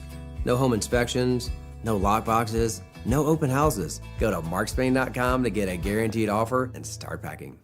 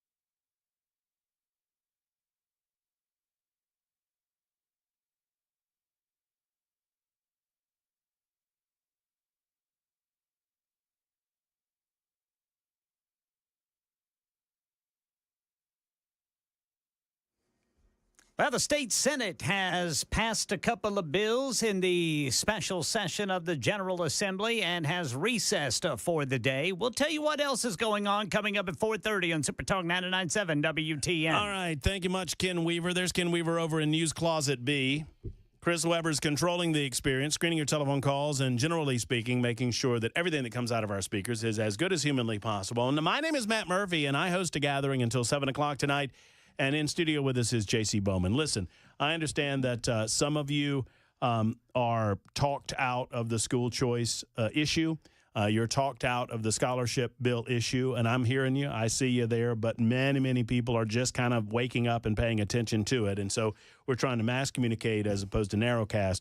And we do so for the next day or so because let me ask you this as simply as I can, JC. Right. We're gonna go over Antioch. We're gonna talk about a lot of different aspects of this school choice legislation. Do you think it's passing? I do, and I'm against it. So we can get that out there. Right, sure. I'm a pretty big vote counter, and looking at it even from the beginning of the week. Now I'm sounding like Robert F. Kennedy. No, you don't sound nearly as scratchy. I'll give you a brief respite, and we'll go to Ken. But I want to know why. I mean, I feel like they've got the votes. I feel like some would suggest that we've not debated it long enough. I understand the political dynamics of doing it the way that they did it. I think that it was well debated last session. I think most legislators that are going to vote on this thing are well aware of the pros and the cons of the bill. Is that fair? Yeah, I do, and I think that's right. But I go back to this. Like they threw in something yesterday. I mean, dropping an 11-page amendment. But one of the statements they threw in that's gotten a lot of angst and blowback. You have to send a letter stating that you support the EFA in order to get the $2,000 bonus for teachers. Right. That's stupid. Hey, I mean, what does that? I'm going to ask you about my idea. Yeah. When we come back, I will ask Jason. My idea was this. Do not give every teacher in the system a $2,000 bonus. Give it to the districts as a block. And I'm gonna get your thought on it because I'm just throwing this out at you. Give it to the districts as a block and allow them to distribute the monies on a merit basis and let the local districts figure that out. It's 30 after the hour, and don't put any parameters on it at that point, whether or not they support the EFA or not. It's 31 after the hour on Super Talk.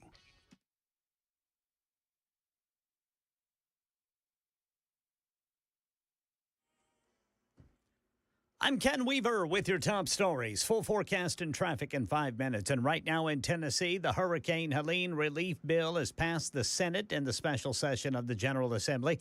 That's to help Tennesseans in the northeastern part of the state impacted by those deadly floods in September.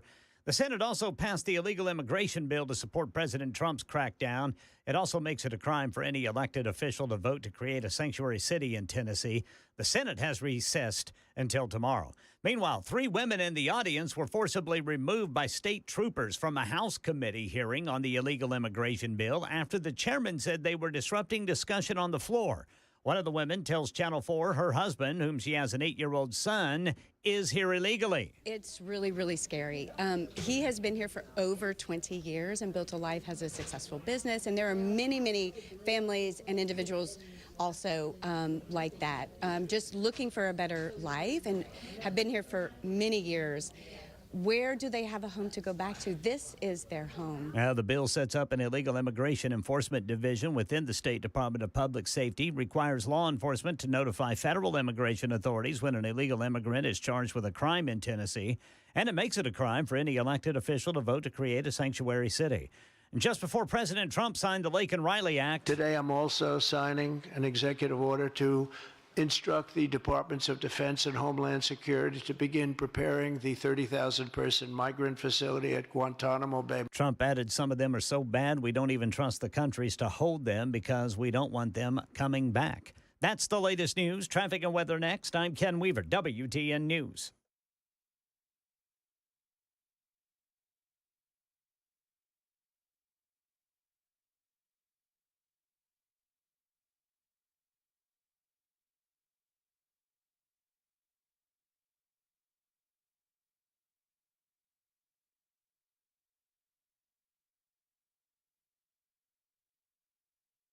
All right, checking around the city right now. We've got around the loop downtown, the usual slowdown, but a little added activity with a crash eastbound at 4th Avenue.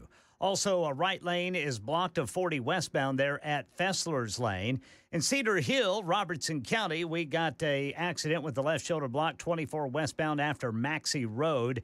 Over at the Eastern Split, the left lane is blocked going westbound.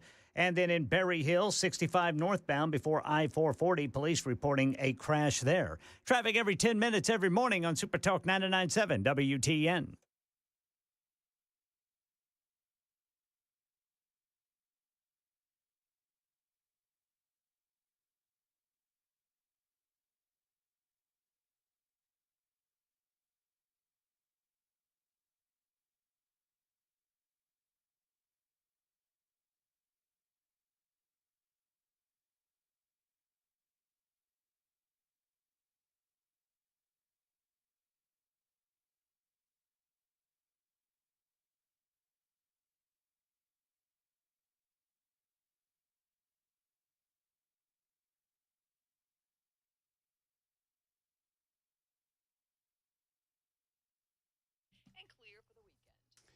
You know, for a long time, I have lamented how we've gone in healthcare when you can't get an appointment day of or next day. You feel sick and you just can't call anybody because everybody's full and they've got to wait for 2 or 3 or 4 weeks. And then the insurance company gets involved and the doctors respond to the insurance companies and not to the patient. I didn't think that there was a place like Grace Point Healthcare around. And then I met Grace Point Healthcare and all of the fine medical staff of Grace Point. I met with the doctors. I met with the front-end staff. I met with the nurse. I mean, let me tell you, Grace Point just does it differently. They call it modern medicine the old-fashioned way because they are a direct pay primary care physician. You know exactly what your medical care costs. If you go with and I encourage you to do this, their basic smart care plan, that means that you get unlimited office visits for just $69 a month, and that includes free basic labs and diagnostic testing. Plus, if you're too sick to come into the office, they'll make house calls, and they have appointment availability same day oftentimes or next day if you're not feeling well. That's the way it ought to be. Plus, they're never beholden to an insurance company and never beholden to a pharmaceutical company either. They are invested in one thing, and that is your health and your care. 599-6868, located in the heart of Franklin, 599-6868. It's Grace Point Healthcare.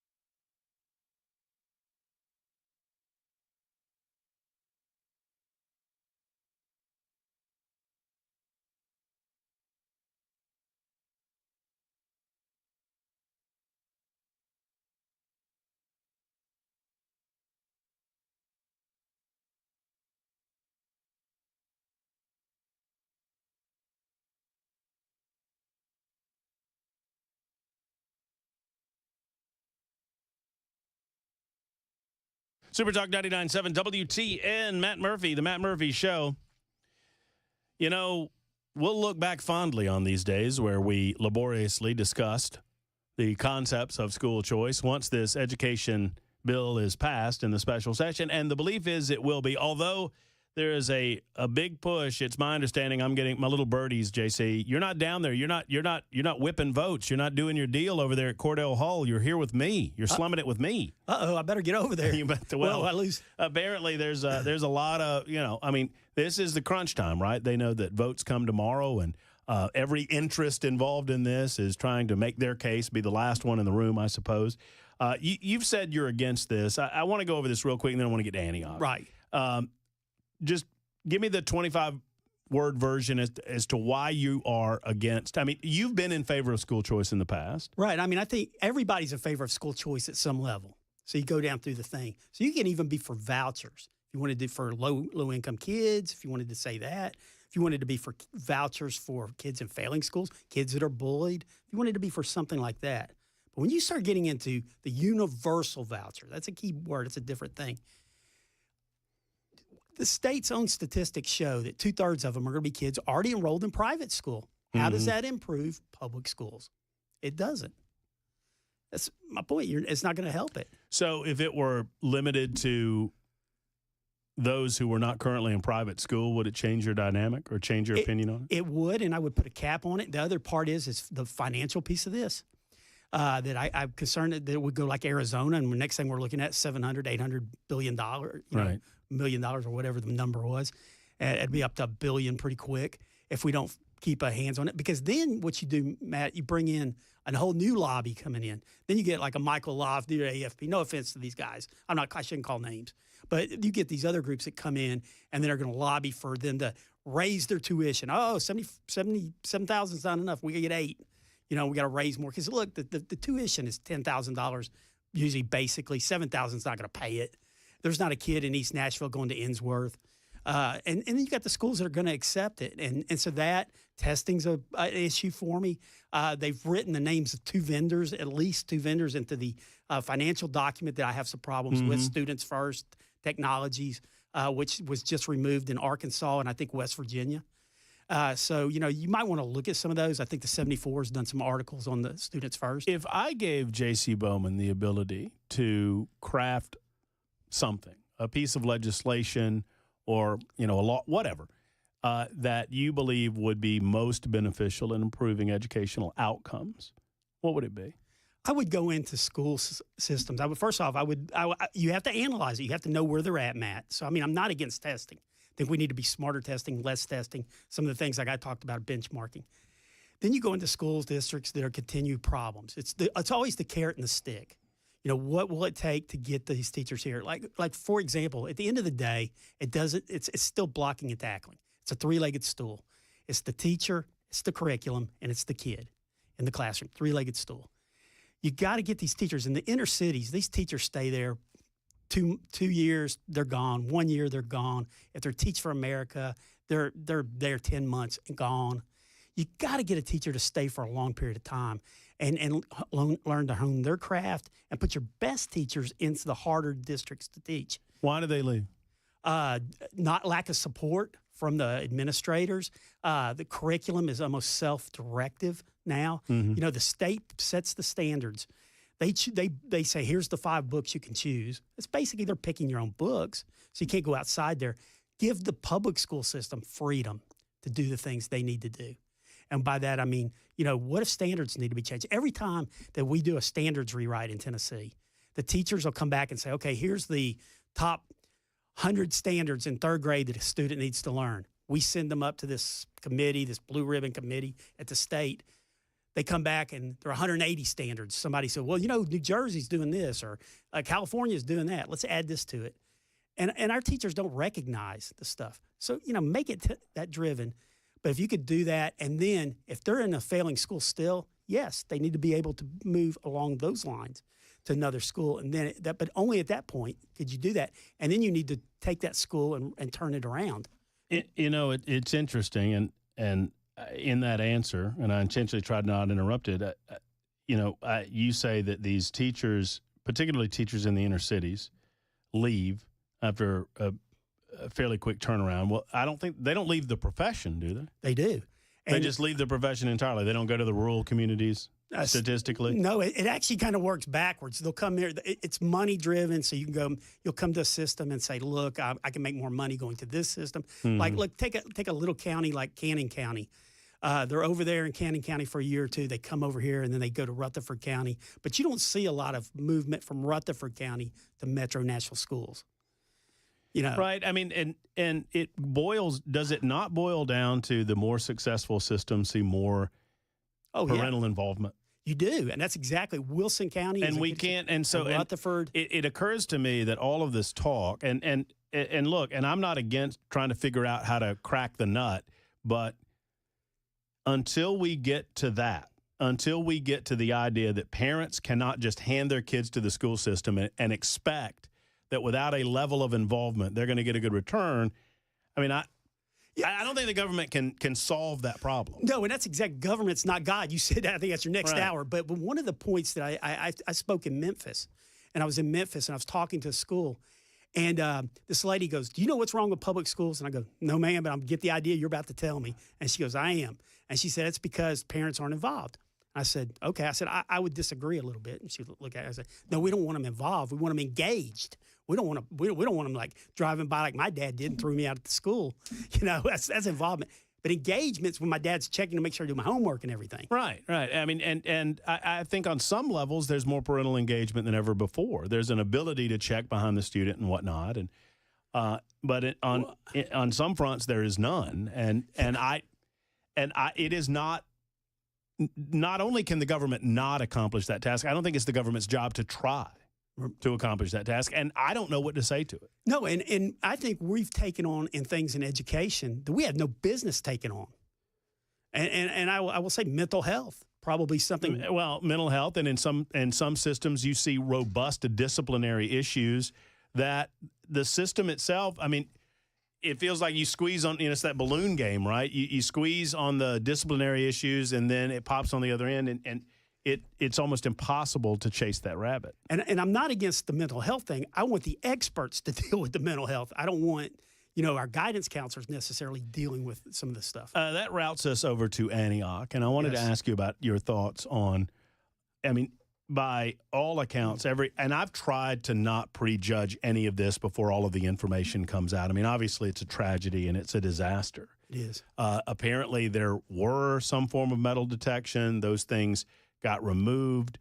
Adrian Battle isn't answering a lot of questions, the head of the Metro Nashville public school system, regarding when they were put in, why they were removed. Now they have a new type of system in there, indicating to me that if now's the time, why wasn't that system involved beforehand?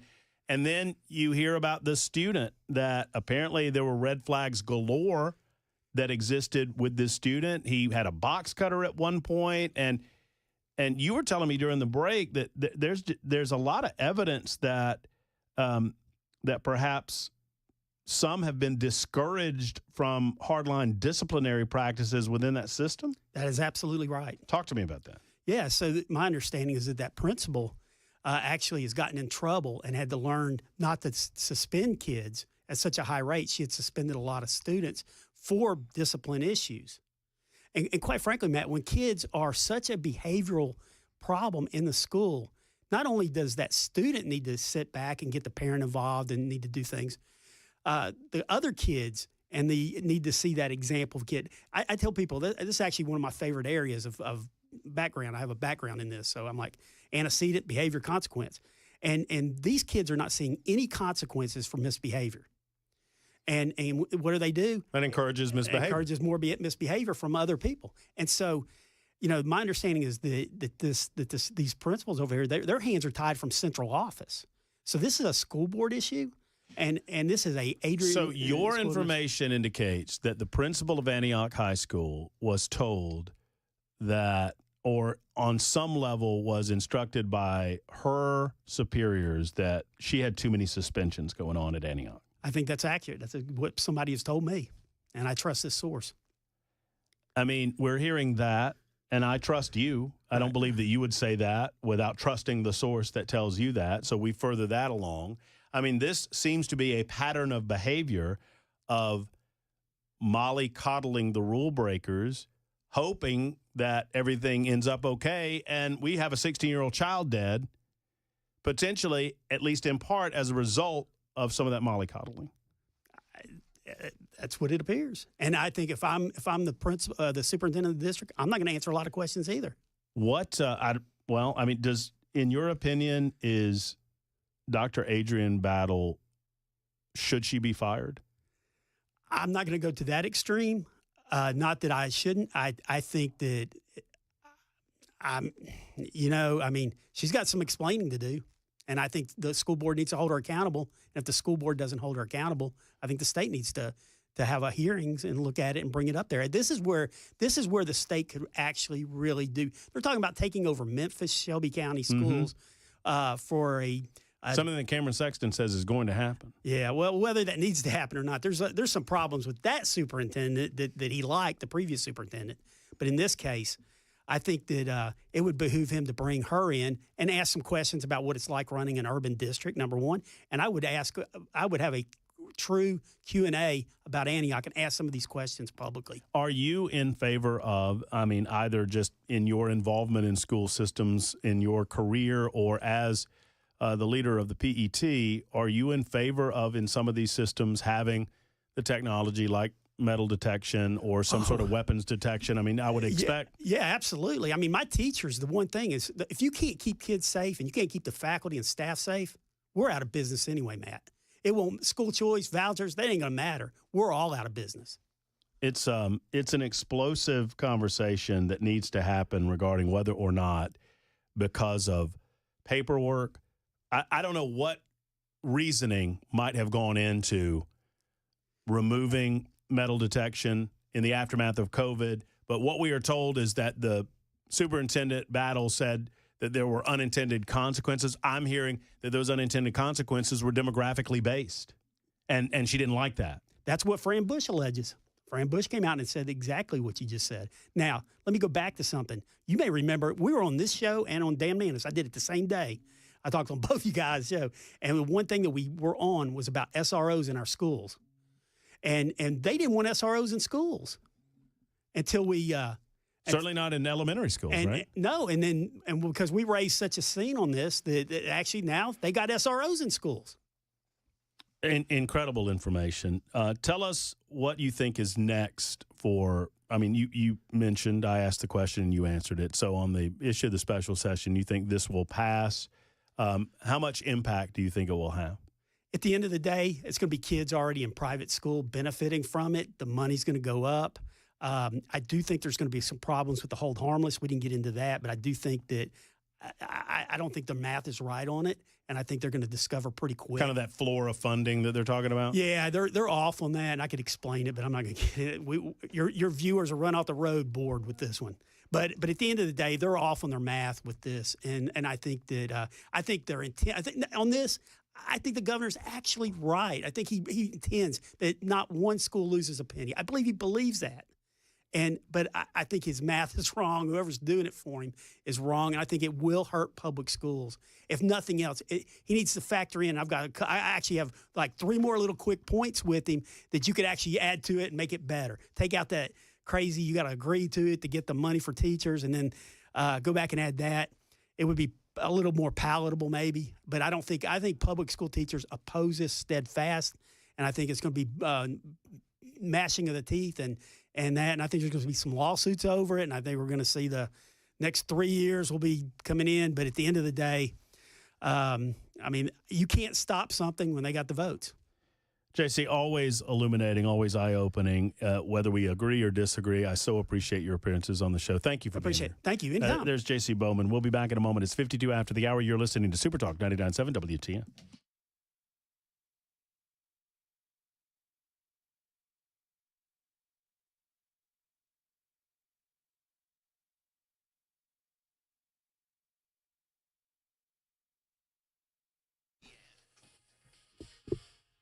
Hey, it's 2025, and, obviously January 25, January of any year is a time to reflect and figure out what you want to do better in the coming year. Do you want to look better and feel better about yourself in 2025? It can be the year that you grow your hair fuller and thicker. It's Matt Murphy And, I visited We Grow Hair, and I know you're watching on television going, what are you talking about, Murphy? You got a long hair, full head of hair. Yeah, because I went to PAI Medical. I talked to the We Grow Hair people. I said, listen, look at this crown of my head, which is awful flat, and I don't need to lose hair because I've got a bumpy lobe. So what can I do? They said, you need the 45-minute laser treatment, FDA-approved laser treatment that promotes fuller and thicker hair growth. It is for early stages of hair loss, sometimes even before you notice hair loss. Well, I did that, and I have a full head of hair as a result, and I absolutely love it. Now, no matter what stage you might be in, gentlemen, ladies too, nobody else in Tennessee has the ARTIST robotic FUE procedure and the multi-unit hair grafting procedure. That's a fancy way of saying they guarantee your hair growth.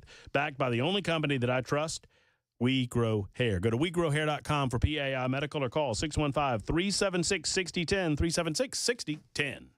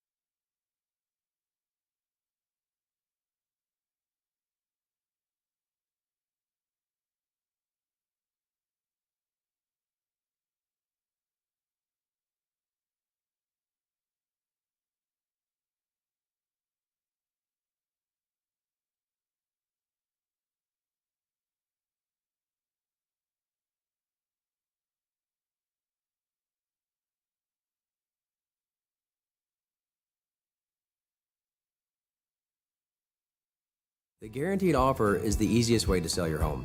It's really simple. We bring you an all-cash offer. You close in as little as 21 days. No home inspections, no lock boxes, no open houses. Go to markspain.com to get a guaranteed offer and start packing.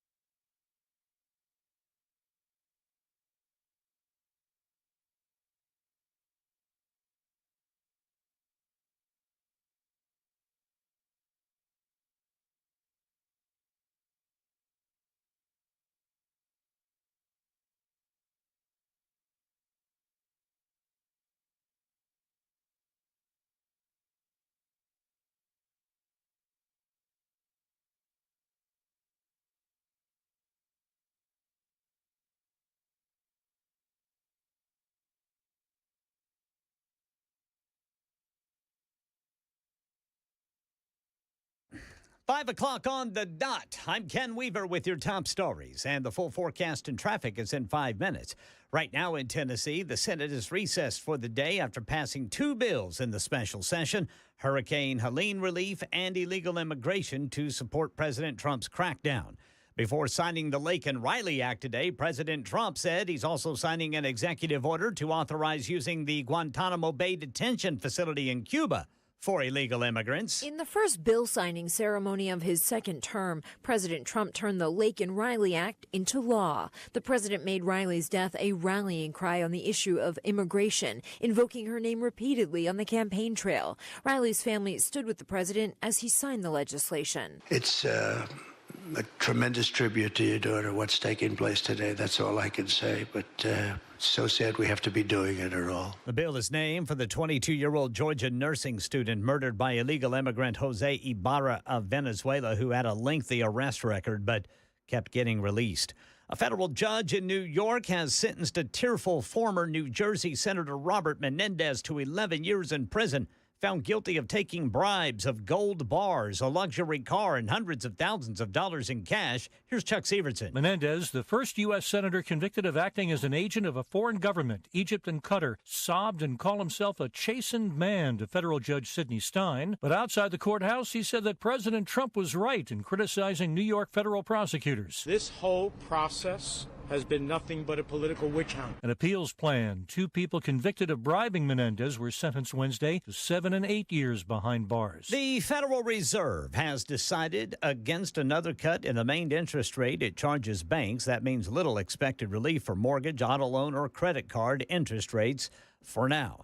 And here in Middle Tennessee, a new place to spend your hard-earned dollar is coming. News 2 says real estate owner-developer Simon announced it's teaming up with Nashville-based AJ Capital Partners to buy land and build a new 325,000-square-foot luxury shopping center in Williamson County. It's going to be called Nashville Premium Outlets. Construction at the intersection of Interstate 65 and 840, set to start in 2026. AJ Capital Partners, by the way, same group that owns and operates Opry Mills and the mall at Green Hills. That's the latest news. Traffic and weather next. I'm Ken Weaver, WTN News.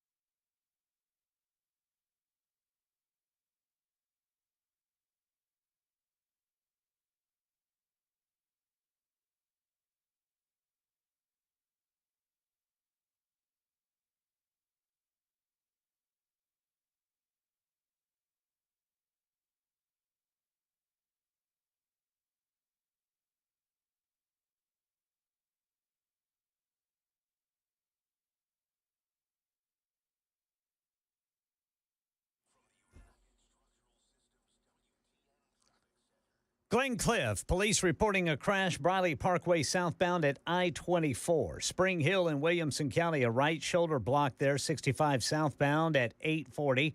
And then the eastern split, we've got a crash, 24 westbound at 40. Near the airport, a crash partially blocking the off-ramp 40 eastbound to Donaldson Pike. In Madison, we've got a crash at Gallatin Pike and East Palestine Avenue. Then in Rutherford County, crash reported 840 westbound near I-24. And then closer to Nashville, 24 westbound at Harding Place. Police reporting a crash there. Traffic every 10 minutes every morning on Super Talk 99.7 WTN.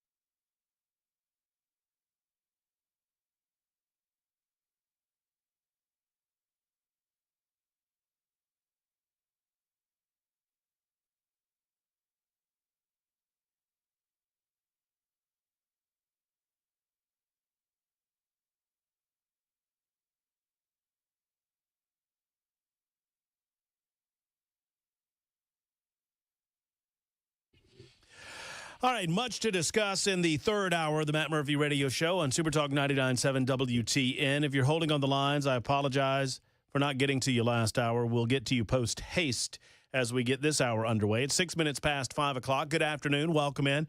Hope all of you are doing well. Beautiful day outside in the Music City. Hope it's gorgeous wherever you might be, whether you're in your automobiles, your homes, your places of business, or points in between.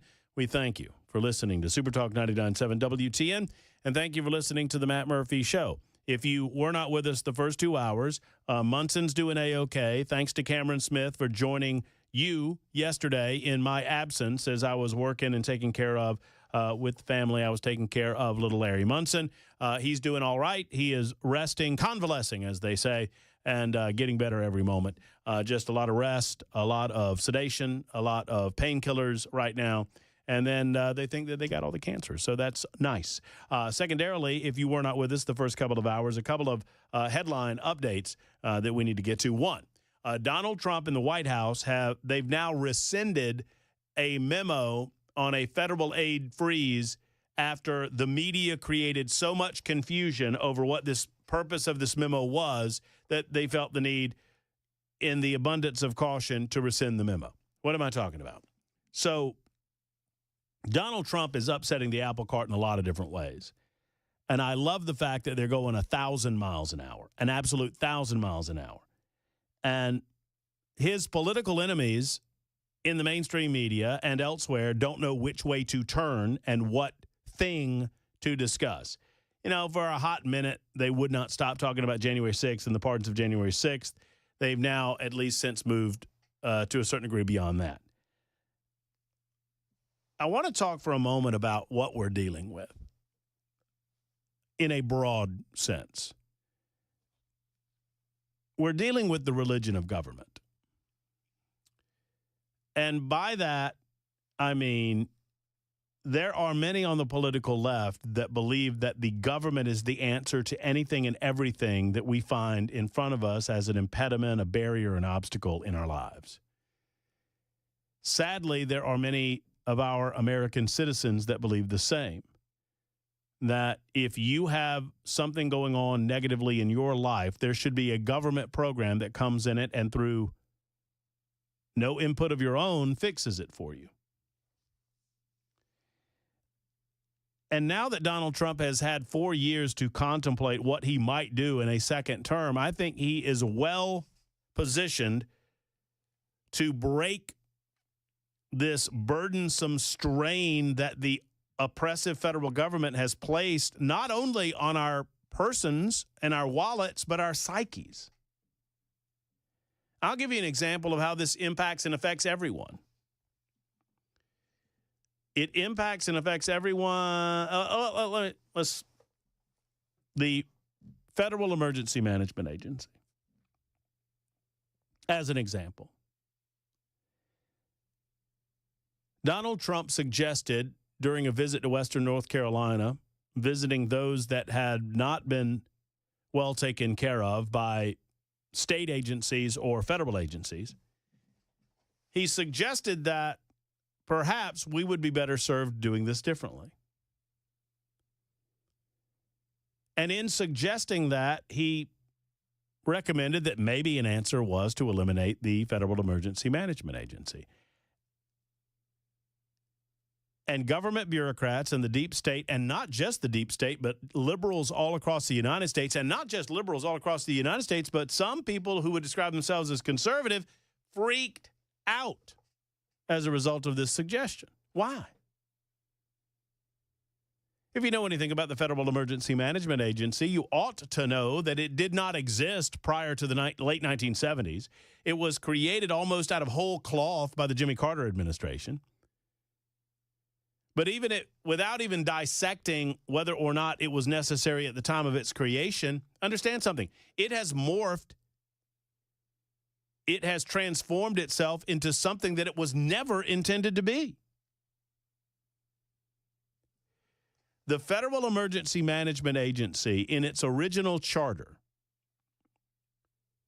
was designated to act as a last resource if local and state agencies could not respond in real time to a natural disaster in their communities and in their states.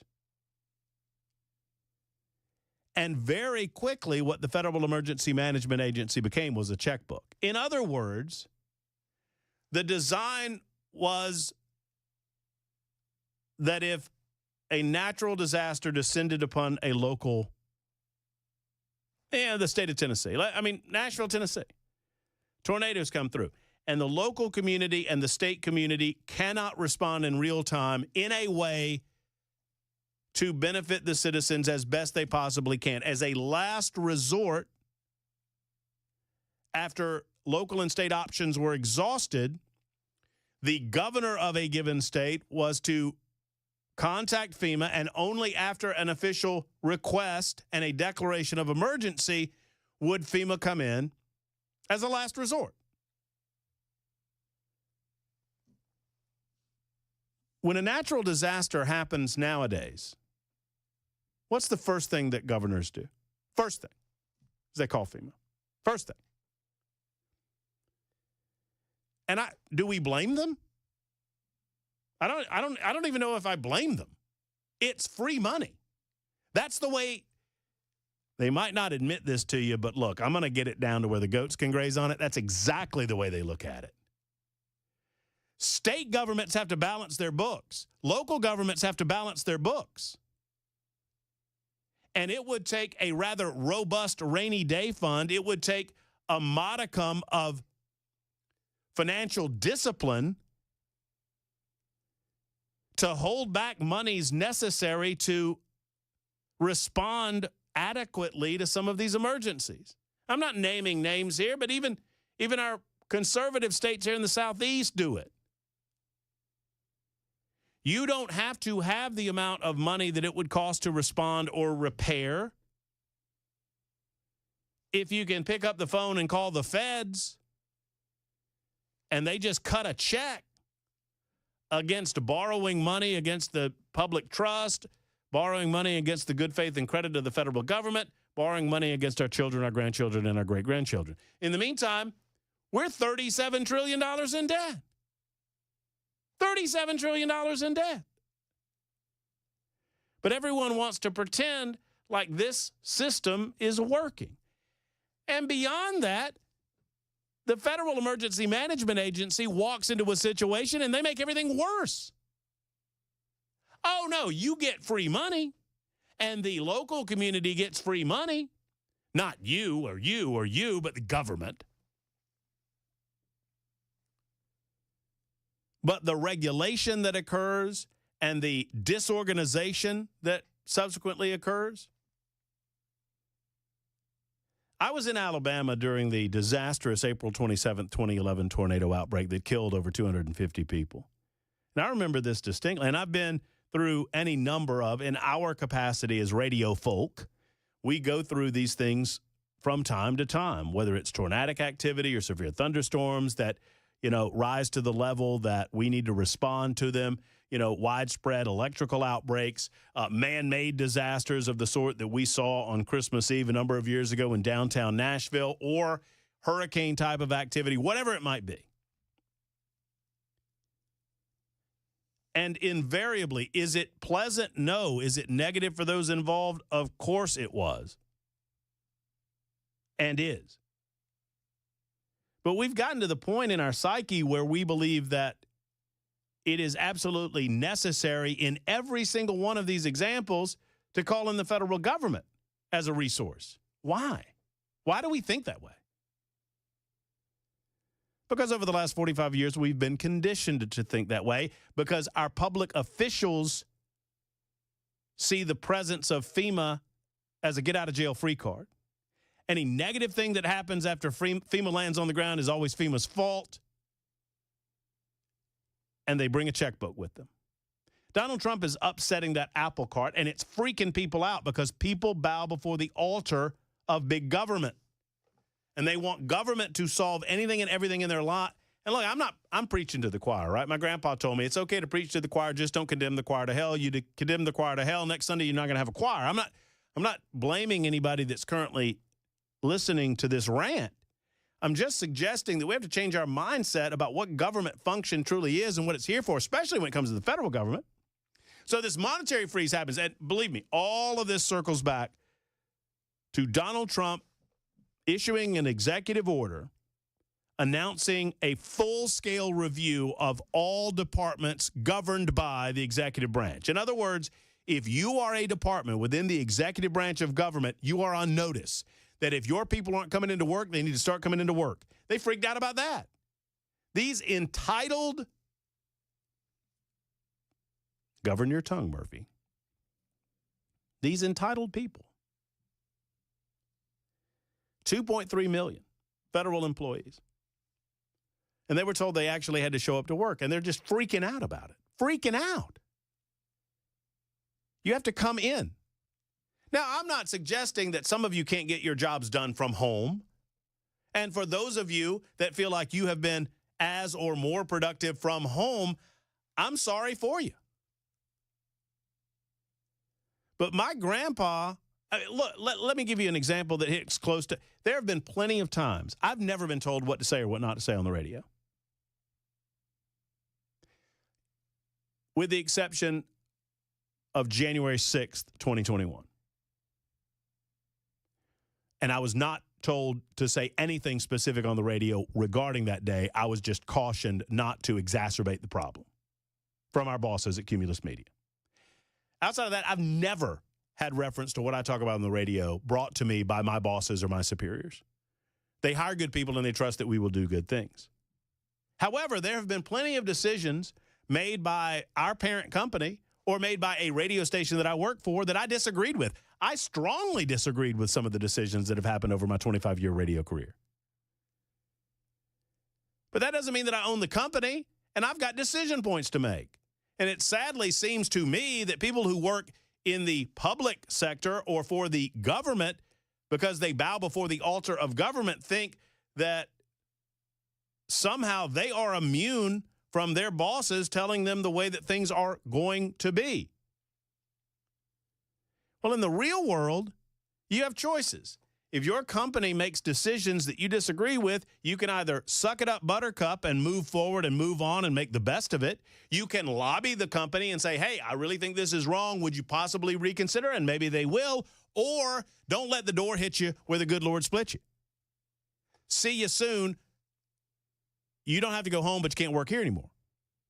That's the way the real world works. As an example of what I'm talking about, when this executive order was issued last week, instead of taking heed of the order and making sure that these various departments had buttoned themselves down, you know what they did? They recognized that they were about to come under the microscope of an audit by their bosses. And so these various departments began spending billions of dollars. The reason that the Trump administration had to issue a memorandum calling on a spending freeze that was completely mischaracterized by the mainstream media as none of this had to do with Medicaid, none of this had to do with Social Security, none of this spending freeze had to do with food stamps. It had everything to do with the government bureaucracy that sits around and does largely nothing. They decided to begin spending money that they knew they were not going to have very much longer. So instead of getting wise to the new sheriff in town and abiding by the wishes of their bosses, they aggressively went against the spirit of the wishes of the bosses and began spending your taxpayer dollars with wild abandon, necessitating the spending freeze. And then their minions in the mainstream media began promoting this idea that the spending freeze involved, Meals on Wheels and other organizations and non-government organizations and entities that it had nothing to do with. Once again, the religion of government dictates that anything that shrinks the size and scope of government must be pushed back against. Let me tell you something. There is a new sheriff in town. His name is Donald Trump. One more example. Donald Trump and his administration wanted to create a system. We here at Cumulus, for example, have an email system. And when I was in management back in Birmingham, I used to tell my folks that checking your email was a part of your job. Checking your email was a part of your job because people would say, did you get the email? We sent 4 emails in your company email about something or another. I didn't check my email. Well, checking your email is a part of your job. That's how we communicate in this company. Donald Trump's administration created a system by which Donald Trump himself, the president of the United States, had an ability to send an email to all 2.3 million government employees. You can fact check me on this. This is absolutely truth, right? They didn't have that ability before. They just filtered it down to the individual departments, and then the individual departments liked it or didn't like it or changed it or didn't change it, and it was their responsibility. So you had a game of telephone, right? Trump says something, and then these people will say something, and this person something, but by the time it gets to the individual employees, so he wanted to cut through that. He wanted to be able to communicate with everyone in government all at once. It seems efficient, right? If the man himself wants to send a message to his group, the man himself should ought to be able to send that message. You know, government employees have now sued to stop that. Do you know why? They claim that their privacy rights are being violated. Their privacy rights are being violated by getting emails from your boss. Maybe you don't need to work in government anymore. Maybe you need to go work in the private sector and understand how the real world works for a little while. It's just a thought. 615-737-9986. Would love to hear from you on this. There is a severance package out there, which I also think is brilliant. We'll add that to the mix in just a moment and take your calls. It's 22 after the hour on Super Talk.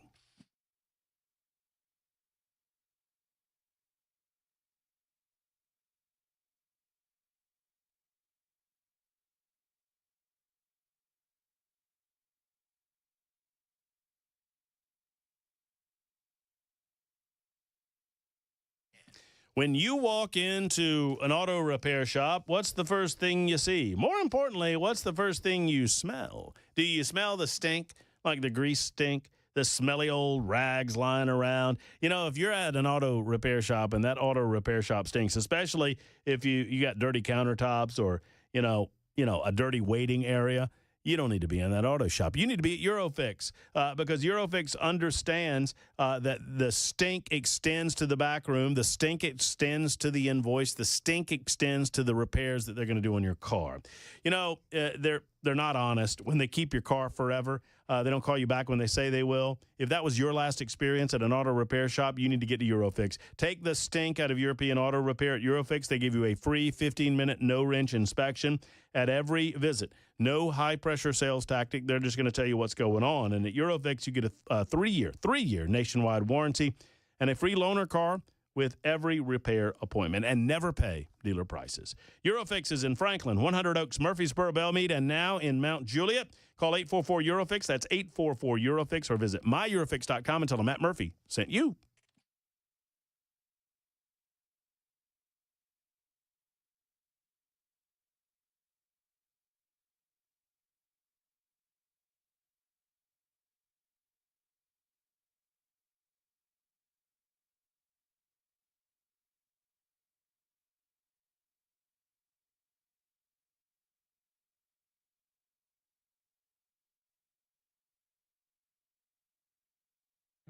Hey, what's up, guys? It's Matt Murphy in the middle of downtown Franklin, Tennessee. We've talked so much about Savory Spice. I thought, why not show you the place? So let's go on in and see what's popping at Savory Spice. As I've always said, you will smell the spices even before you walk in. I can smell them right here in the doorway. Come on in and let's introduce you to the one and only Holly, who is the owner and proprietor of Savory Spice. Say hey, Holly. Hello, everyone. Now, enough about Holly. Let's talk about spicy and easy products like the incredible taco soup, which, as I said, you put this in a crock pot, you put all the ingredients that it tells you to buy right there, you put the spices in, and it's so easy. So if you don't know what you're doing around the kitchen, it's a perfect way to find your way around the kitchen, as is the Mediterranean dill risotto. Now, for the holidays, pumpkin pie spice. What doesn't it have, Holly? Pumpkin. It doesn't have any pumpkin in it. That's a fun fact for all of you kids out there. Now, if you stop by Savory Spice, either in the Franklin location or at L&L Market, you can get yourself a sample of the dill dip, which is my absolute favorite. Just tell them Matt Murphy sent you to Savory Spice with purchase now. So come by Franklin or L&L Market in Nashville and come see Holly and the entire crew at Savory Spice.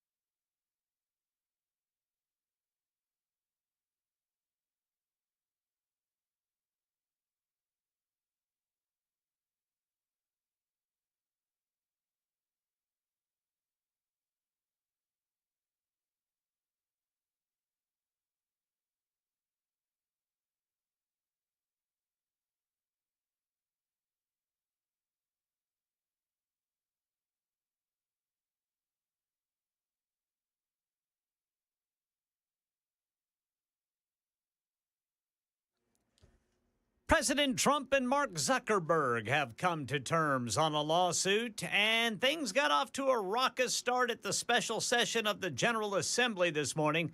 These stories and more coming up at 5:30 on Super Talk 99.7 WTN.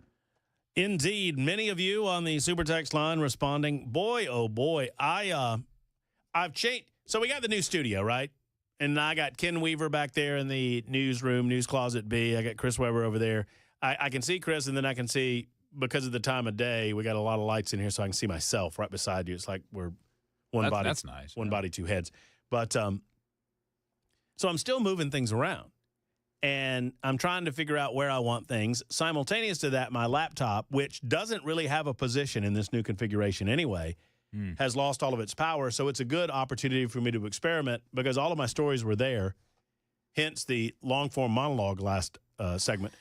And my laptop just died, and I don't have the plug-in.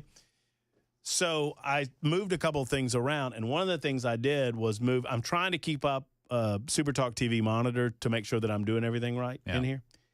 And man, I move my hands too much when I talk. You are very gesticulatory, if that's a word. I moved it from over here to over here, and so as I'm talking, as I'm right in the middle of my rant, I'm all slamming on the federal government, and out of the corner of my eye, part of my head's thinking, who's that guy on that monitor going insane? Looks like Bernie Sanders. And it was me. It was always me. So I don't know. I don't know what to do with it. I don't know if maybe we should have I need to self-monitor my gesticulation. Be like a preschool teacher. I go, hands in lap, hands in lap. Crisscross applesauce, Ken Weaver. But many of you are responding in kind to my rant, and be careful what you ask because I might just answer your questions. I just answered one that might give me a little bit of trouble, but that's okay. John writes in and says, there's no expectation of privacy in one's company. Now, I should add that this is on the government email. Government wanted to create an email system by which the heads of the government could communicate en masse with all of the government employees, and government employees are suing the government saying that they can't do that because it's an invasion of their privacy. These are not personal email spaces. This is the government-issued email that they're dealing with. It's just fascinating to me that people think that they are so entitled to their government job that they can go to these links to keep them. I mean, these firings, these inspectors general that have been fired, they think they have some sort of right to this job, and they are considering suing. And then you've got, what I love, though, is the response that the Trump administration has to people that are pushing back on these types of firings. Okay, that's fine. If you receive this email and you don't like the new way of doing things, if you don't like how we're doing our business, if you don't like getting emails from the head honcho, then all you have to do is respond to this email with resign.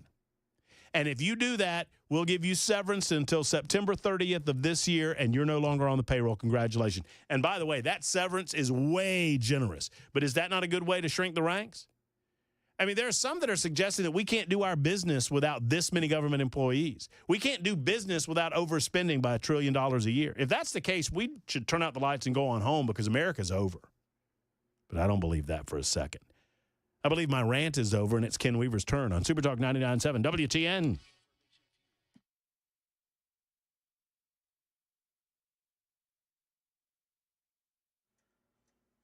I'm Ken Weaver with your top stories. Got the full forecast and traffic in 5 minutes, and right now an agreement has been reached between President Trump and Mark Zuckerberg. Meta agreeing to settle with Trump after he accused the company of violating his rights by suspending the president's social media accounts following the January 6th attack on the Capitol in 2021.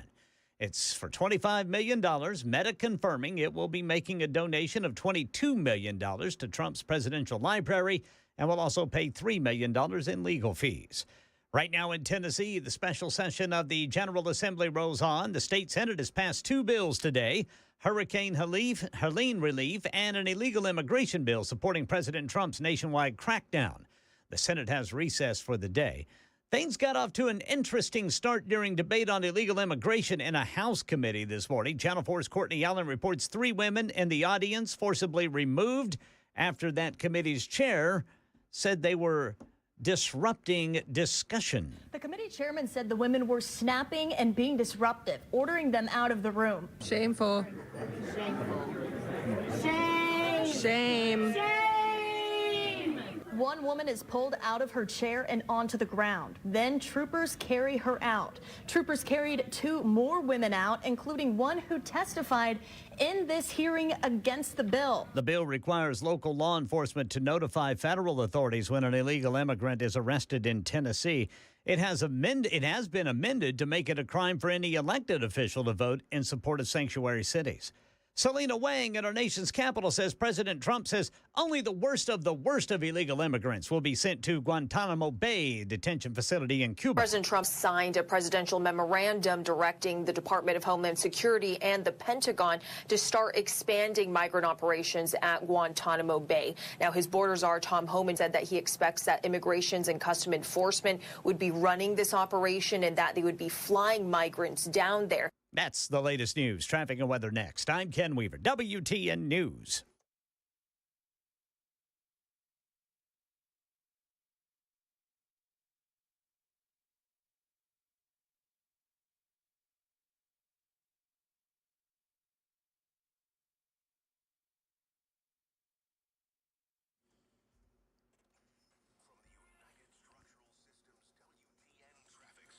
Well, aside from the usual slowdowns, looks like we got a multi-vehicle crash, 40 westbound, going to be right there at Fessler's Lane. And that is causing quite the backup, as you would expect this time of day. Traffic every 10 minutes every morning on Super Talk 99.7 WTN.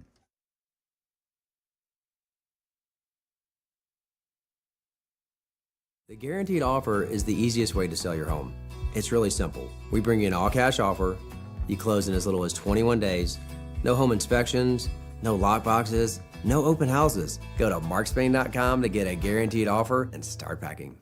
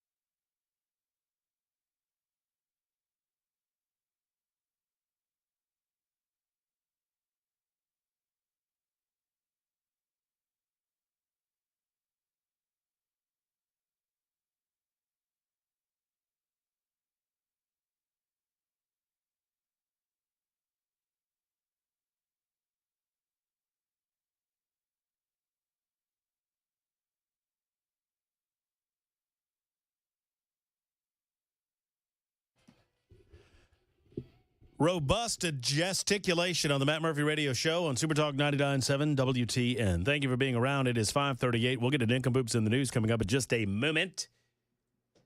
Plus, I'll give you the lowdown on Bob Menendez. Could not happen to a nicer guy. Disgraced ex-New Jersey Senator Bob Menendez is now going to big boy jail, to the Pokey, to the Old Gray Lady, to the Big House, to the Gray Bar Hotel, and other ways to say that he's going to the joint.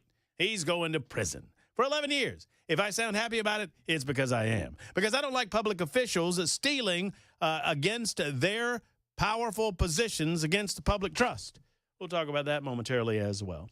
In the meantime, I've been so remiss to get to your calls on government workers and government waste. We'll get to those in just a moment, directly following a daily tradition on the Matt Murphy Radio Show on Super Talk 99.7 WTN. Because you know pretty much where the headlines are. But do you know who the nincompoops are?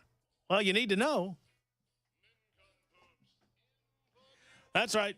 It's time for nincompoops in the news. Also, I don't like where that shade to my left is just low enough where I can't see who's fumbling around out there, but it's just high enough that I can see somebody's fumbling around out there. You know what I'm saying? Yeah, you're going kind of. It makes me, yeah, that's right. It makes me suspicious. Yeah.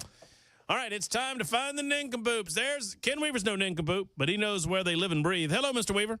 Good afternoon, boys. Indeed. Yeah. And then there's Chris Weber, who is he's not gesticulating nearly like his humble host. Hello, Chris Weber. Yeah, I don't do a whole lot of that.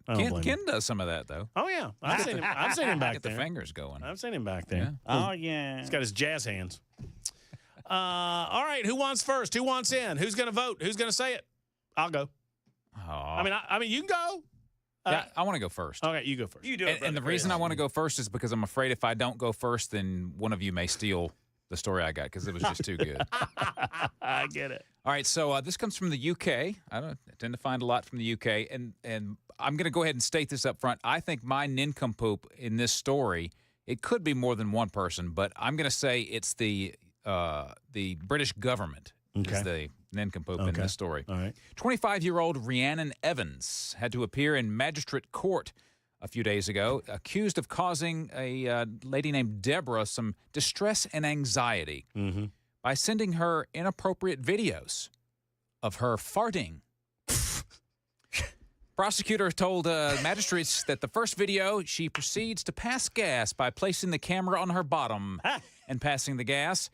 Evans then sent 3 videos of her letting rip on December 22nd, followed by another 4 of the same nature of the next few days. What? Each video showed Miss Evans passing wind, her face smiling at the camera, the court heard.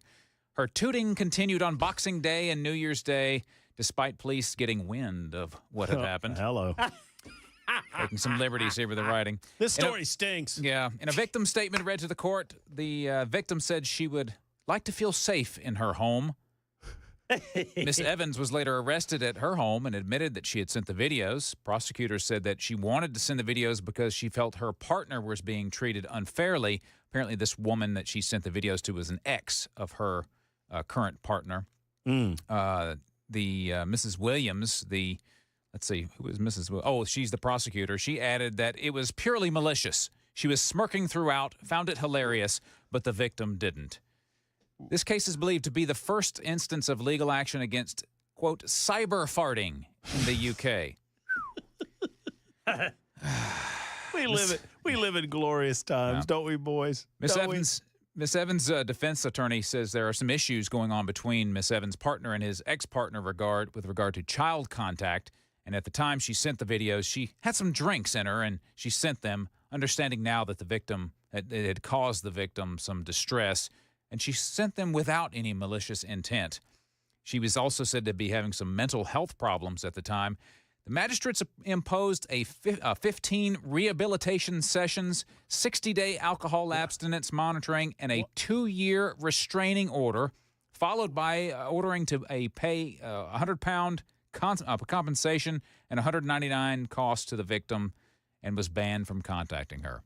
They actually took legal action. That lady sounds like a gas.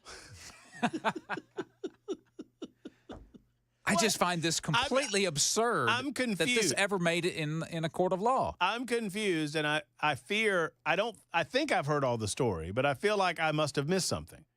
These are videos, Yes. and I'm sending the video to somebody else, and I'm pooting on the video. She's letting her rip. Just letting her rip on the video, and she's getting the video, and she's like, "Oh my God!" And so well, why not just block her number? And That's a great question. I just don't understand how police ever got involved in this in the first place, and they didn't just laugh it off. Go, okay, yeah, whatever, okay, lady, stop farting on the video and sending it to the person that you don't like anymore. How about don't watch the video if you're offended by said video? I got to find that video. I want to see it. To each their own, my friend. Man, farts crack me up. She was smirking throughout. If somebody will...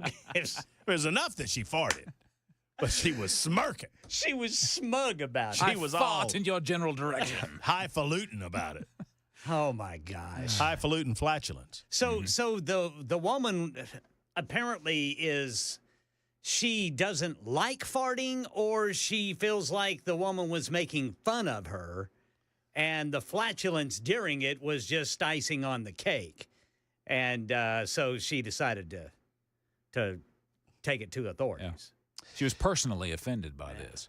I think it's a stinky situation, and all the way around. All the way around, and on the whole. On the whole. Well, here's the thing. Well, plus, I think this subject should be wiped out completely. Yeah, let's just flush it. Well, this lady had, she had to have been planning this because, I mean, I don't know anybody who farts on demand. I'm going to show this lady. Burp. Have you ever researched a fellow by the name? I think his name is Lepetamine. Mm-hmm. You remember Lepetamine? Lepetamine. You don't know Lepetamine? I think is that right? Yeah, Weber. I'm Lepetamine. pretty sure that's right. Yeah. Lepetamine. Yeah. Mr. Weaver. That's some homework for you. Okay. I think I'm right. He performed at the famous Moulin Rouge in France. He was a big deal. You know why, Ken? Why? Farting on demand. Really? I'm the things you learn on this radio show. He was a famous Frenchman. A famous French guy, and he could play music, Ken. I mean, I'm not making this up. Just look him up. The man could make music. That might be something to look up on the Instagram. Yeah. Oh, no. Let's see if we get a bit of it here. Oh, this is like a documentary. Let's see. Sounds like Ken Weaver. Hello, boys.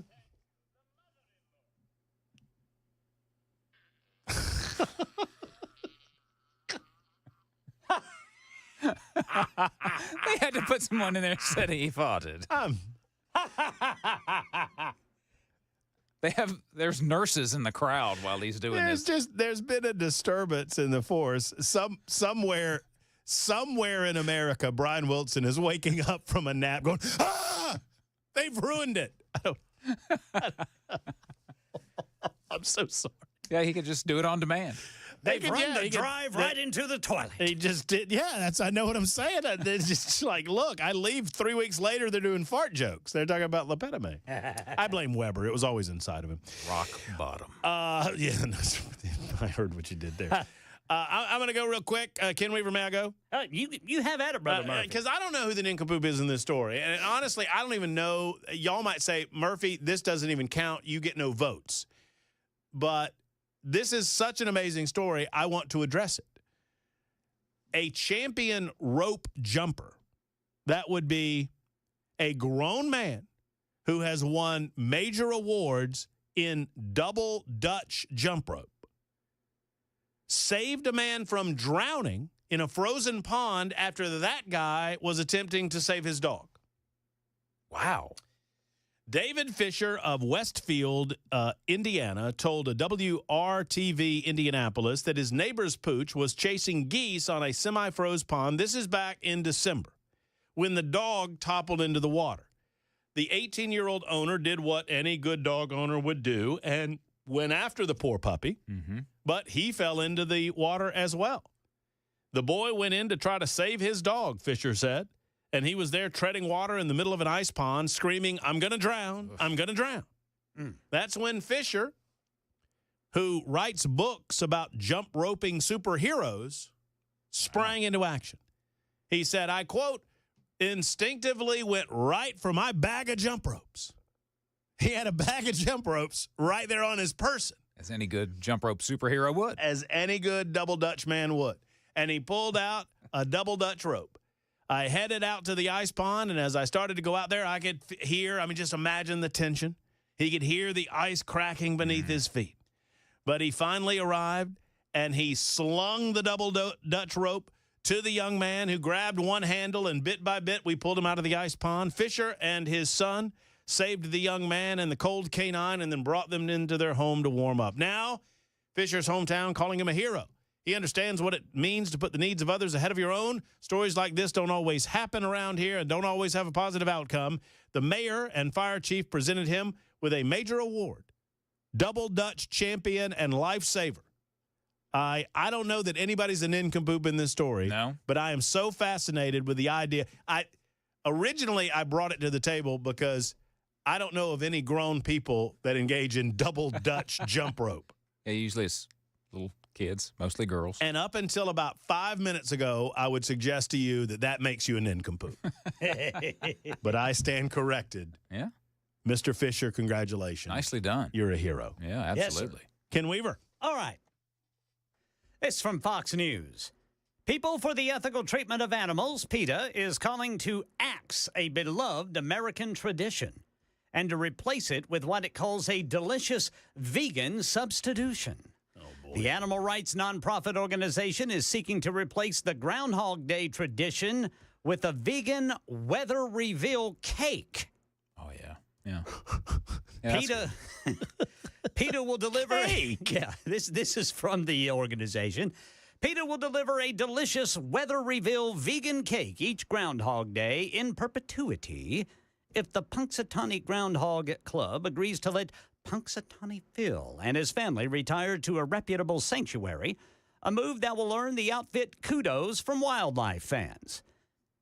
Groundhogs are shy prey animals who, when allowed actively to avoid humans, or when allowed, will actively avoid humans. Yet year after year, Phil is transported to Gobbler's Knob, whisked on a stage, and subjected to a noisy announcer, screaming crowds who are drunk, and flashing lights against all his natural instincts. Bill Murray's there. Yeah. PETA told Fox News Digital it has not yet received a response from the Punxsutawney Groundhog Club and called for the organization to develop kinder, innovative traditions that make animals happy. Now, my nincompoop is PETA for this, because this is such a long-standing tradition. And I'm telling you, that little fat groundhog has got it made. Oh, you know it. In the shade, my friend. In the shade. So, PETA, you are the nincompoops. And to you, I give you the 3 nincompoops who disrupted House proceedings today in Nashville. Yeah. Shame. Shame. Everybody knows your name. I would say this, the biggest nincompoopry on the part of that press release is that they suggested that they could replace it with a cake, a vegan cake. Yeah. No eggs in that cake. Yeah. Yeah, it said something like delicious or something vegan cake. I'm like, wait a minute. Whatever. You know what's delicious? Groundhog. You just got to boil it before you put it on the grill. There you have that's it. The secret. That's the secret. There's No. nincompoops in the news. I'm disqualified because I didn't really have a nincompoop. Vote between Weber and Weaver. 51 after the hour. Super Talk 99.7 WTN. I'm a nincompoop because I haven't gotten the phones yet, but we'll do that next on Super Talk.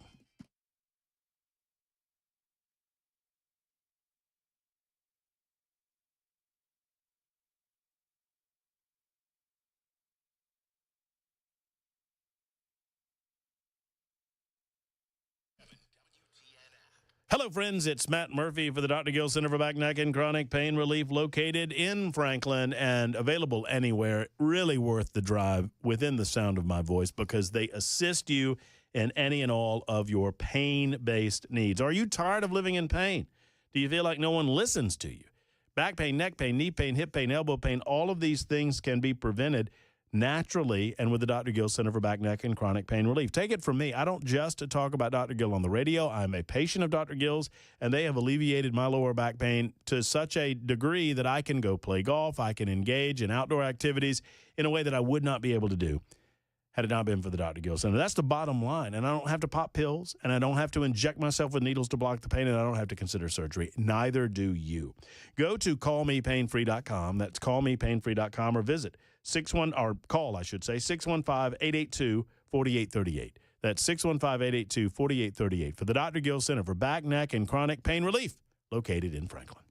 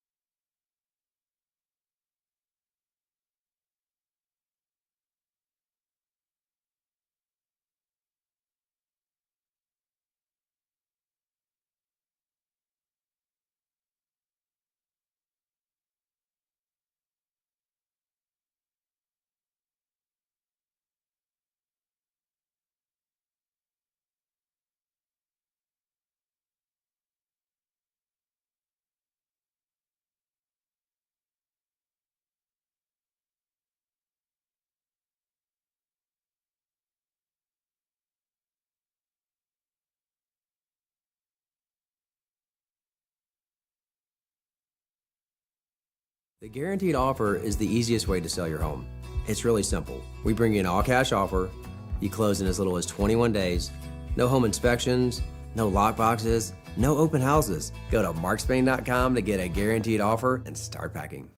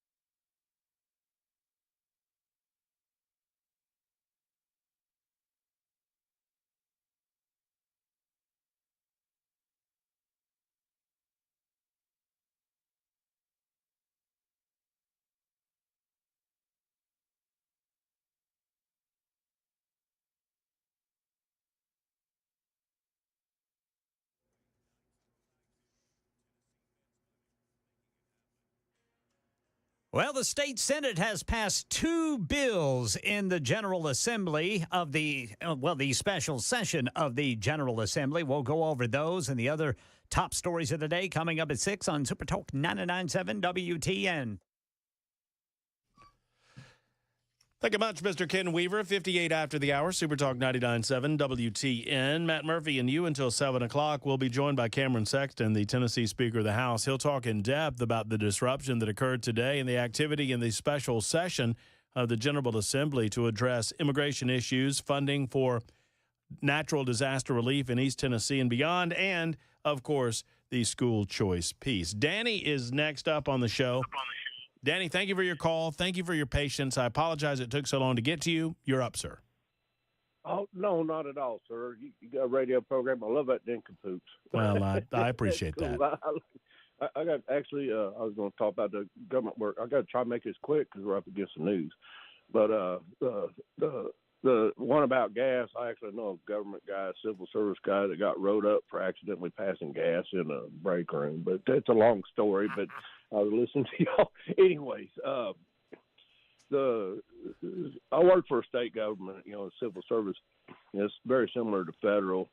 And I'd say, guessing, just running numbers in my head, 75% of people can't do the work. And they sit around and don't do much. And they just sit around and figure out ways to keep their job. And there's no. I mean, there's an entitlement level in government employment that is almost beyond belief. We'll continue diving into it. One quick question: would not a robust defense be, "I couldn't help it" when you fart? I mean, he did tell me he did it intentionally. Oh well, there, yeah. But he didn't let on. He didn't let on to. Listen, but I did want to say when. Well, Danny, you can't say it now because I got to go because Ken Weaver's chomping at the bit to get to the news, and he wants to say 6 o'clock on the dot, and I want him to say that too, and I think he'll get to, because it seems to be 6 o'clock on the dot on Super Talk 99.7 WTN. Let's find out together right now.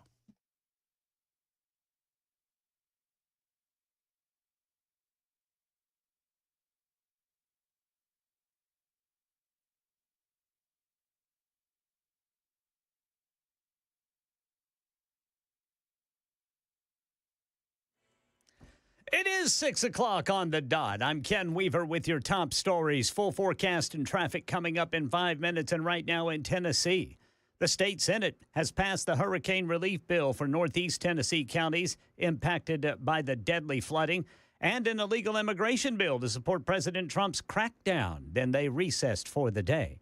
Debate on the bill in the House started out with 3 women in the audience opposed to the bill, disrupting discussions on the committee floor. Channel 4's Courtney Allen talked to one of the women after they had to be forcibly removed by state troopers at the request of the committee chair, who said they were disruptive. Ashley Harbington lives in Nashville. She says that her husband, who she has an 8-year-old son with, is an undocumented immigrant. Harbington told me that she and the other women were sitting in the front row, quietly holding signs in protest.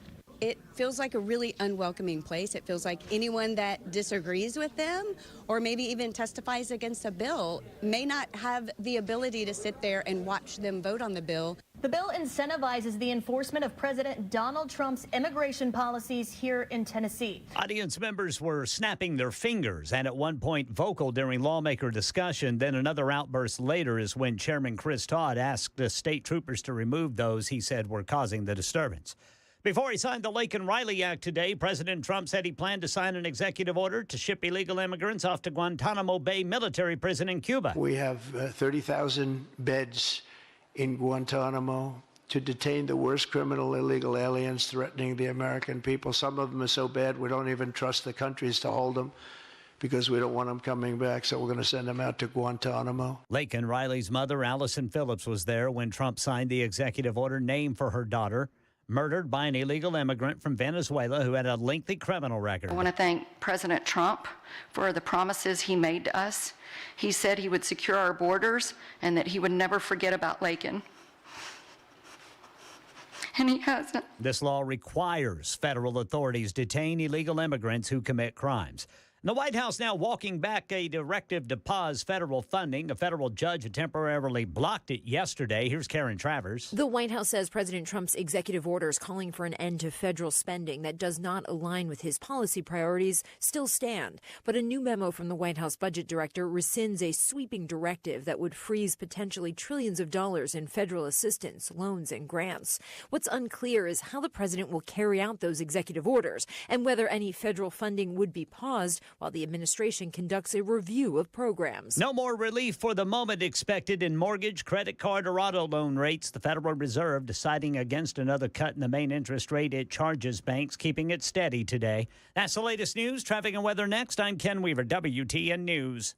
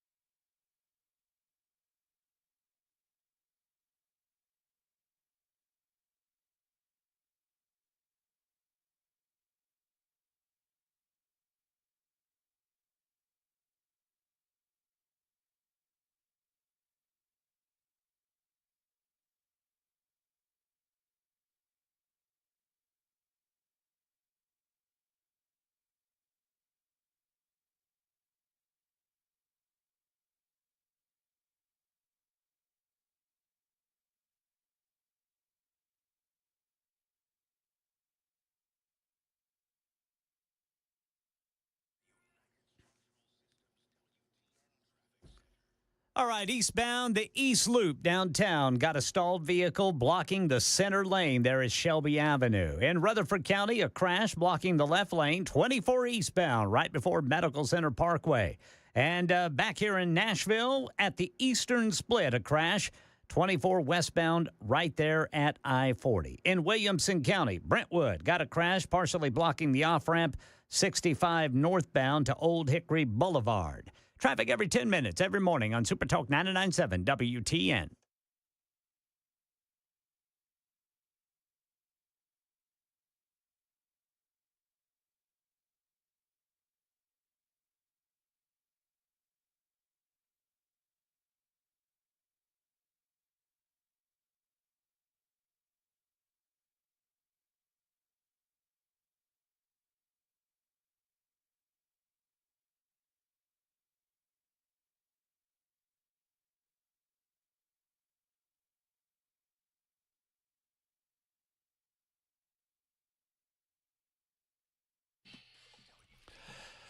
It is the Matt Murphy Show, Super Talk 99.7 WTN. Just like the man said, 7 minutes after 6 o'clock. Thank you for being around with us. We appreciate your time and consideration. I apologize.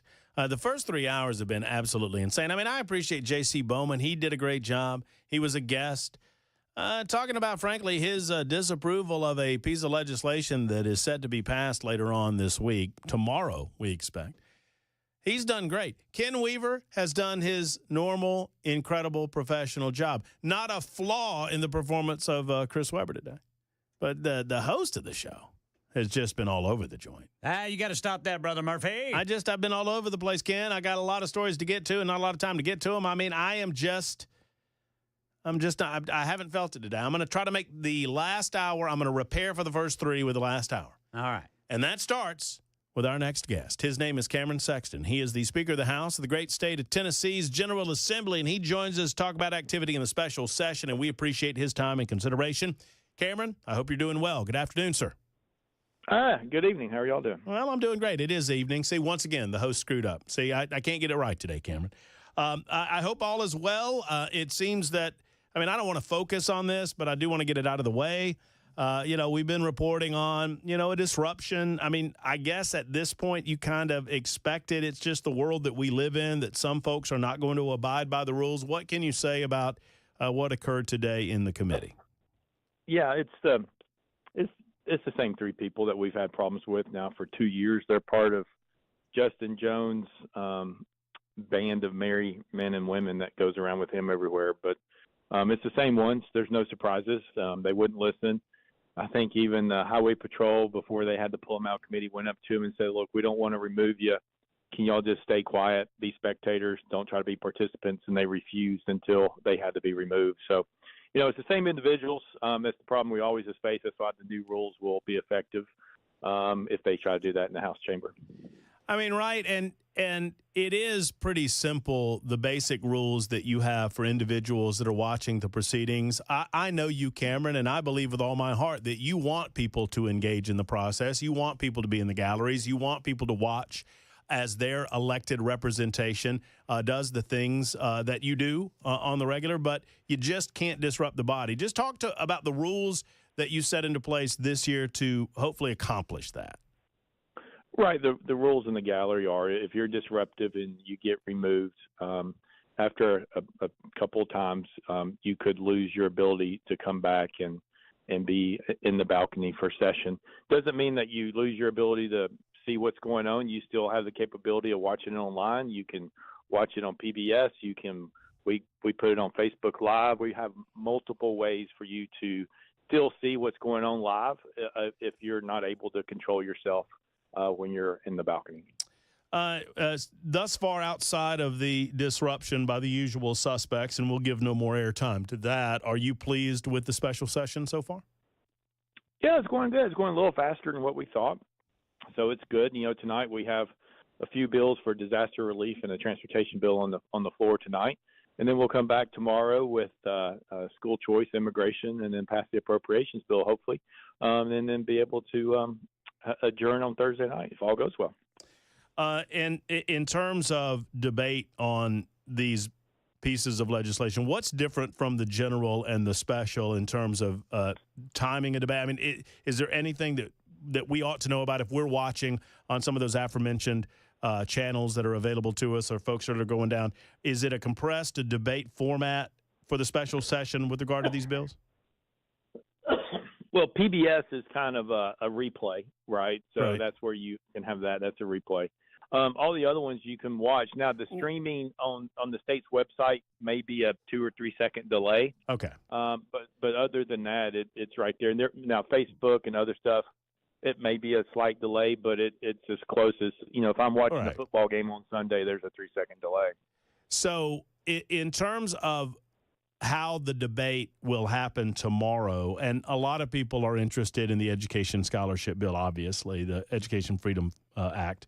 But there is some interest in immigration. Clearly, there's some interest in the funding for East Tennessee and natural disaster relief.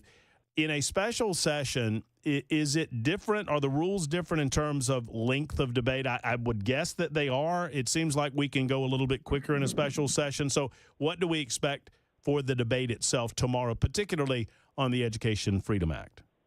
Yeah, the rules aren't really different for debate. The rules change a little bit in special session to move things from one committee to the next in the same day instead of 1 week after another week. That's the condensing part of special.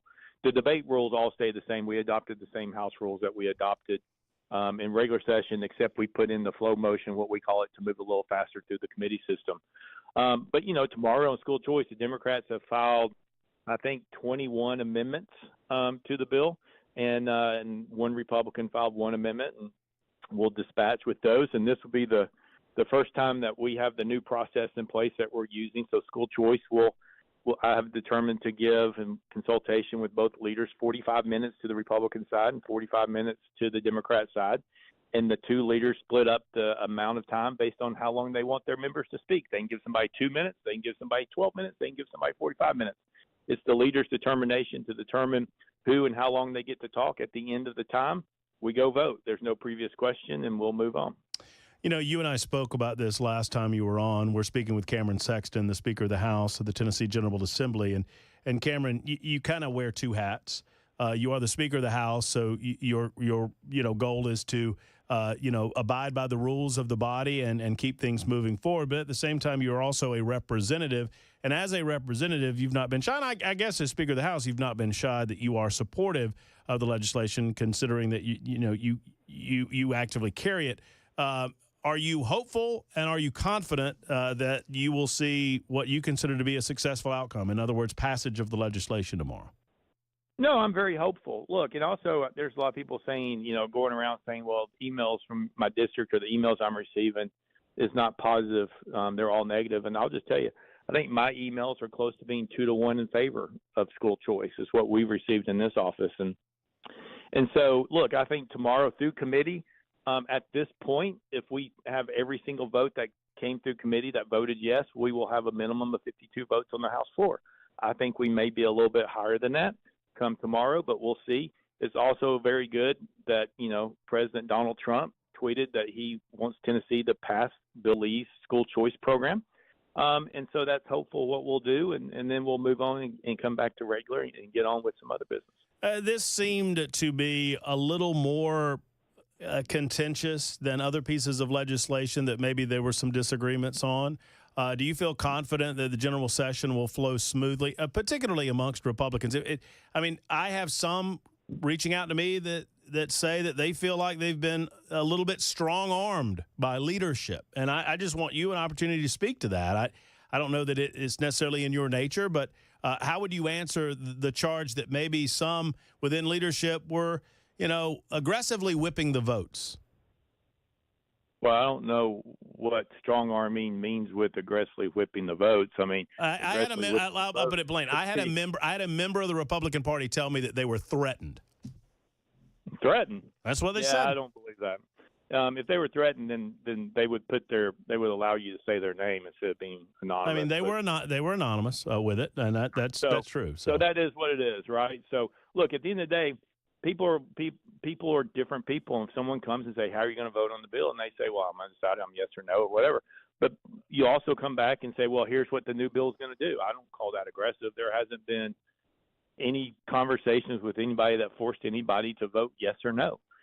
They make up their own minds. I think a lot of people saw the bill and they agree with it. So, if that member is unwilling to put their name out, then I'll just dismiss it as a normal anonymous source or maybe a disgruntled Republican colleague who maybe has upset members in the caucus for prior things, and they're trying to feel a little uneasy about their priorness, and then they're feeling a little bit wounded about this. Well, and I want to be clear publicly with you that I don't believe it one way or the other.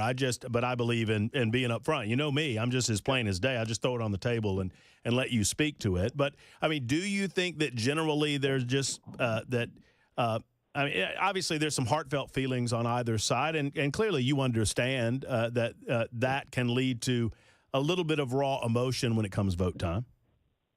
It can be. Look, there's a lot of new members here, and this is one of the most contentious votes that you can have. You're trying to change the status quo. It reminds me of a vote that I took one of my first few years here when we moved from collective bargaining to collaborative bargaining for teachers. And I had teachers wearing me out left and right. Oh, we're going to lose our benefits. We're not going to have health anymore. We're going to do this. You're not going to allow us to do this. Collective bargaining is the only way we get there. We're like, no, you can get there through collaborative. They told me the sky was falling. Guess what, Matt? 8 years later, the sky didn't fall. They still have benefits. They still have health benefits. They have better benefits. It's more of a negotiation now than it is a threat to go to the courts. And that's what that did. And so that was the first contentious vote. Once you get past that, you realize that sometimes what one side is saying is just not going to happen. And you can move on. For a lot of our members, This is the very first contentious vote, and especially when you're trying to change the status quo in a lot of areas. And the teacher unions are strong as far as getting out people to email and talk and text. But at the end of the day, you either believe that parents should be empowered to make the best decisions for their child, or you believe that government should. That's simple. That's it. That's what you boil this bill down to. It's that simple. I feel like in the minute or two that we have left, I feel like the East Tennessee natural disaster relief is kind of self-explanatory. But on the immigration piece, what is the state of Tennessee doing specifically in the special that will advance the new administration federally and help those federal agents do their job in our state to the best of their ability? Yeah, I think the easiest thing to say is a lot of times what happens in government is you have silos. And so, for example, if the federal government comes in with the Trump administration and wants the state to do something, you may have to talk to 3 or 4 different departments. And it becomes very burdensome and problematic. So part of what the immigration bill is create a seamless communication form, putting one person in charge that is the contact, so we have a streamlined communication, which is very important for immigration. The second part is make sure we hold the locals accountable for things they want to do. If they want to pass sanctuary cities or not, that's going to be a crime now. They can't do it. And so we're trying to do our best to protect our citizens, to do what our citizens want, streamline the work with the Trump administration. And then, Matt, when you come back in regular session, the bill that I have, which will say, you know what, local governments, if you go against our Constitution, if you go against state laws, we're going to withhold sales tax dollars. Those 2 bills, when they're passed, will be paired very well with each other. Cameron Sexton, Speaker of the House, speaking to us about today's events in committee, talking about some of the disruptions that happened and what we can expect tomorrow. You mentioned this at the beginning of the conversation, but for those just joining us, you expect the debate to happen tomorrow and a final vote on the Education Freedom Act, correct? That's correct. Cameron, great talking with you. Thank you for your time. I appreciate you. I know it's a busy time for you guys, and we'll talk to you again very soon.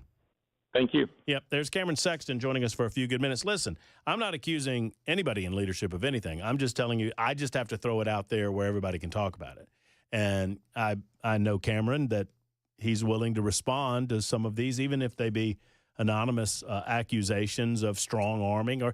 And on a contentious issue like this, sometimes things can get misconstrued. I expect that the member that anonymously told me that they felt, quote unquote, threatened, perhaps they were told some of the ramifications of voting in a certain way, that maybe somebody would try to primary them in their district. I mean, people can say things and it can be perceived differently. I'm not accusing anybody of anything. I just throw it out there and let the goats graze on it. It's 20 after the hour on Super Talk.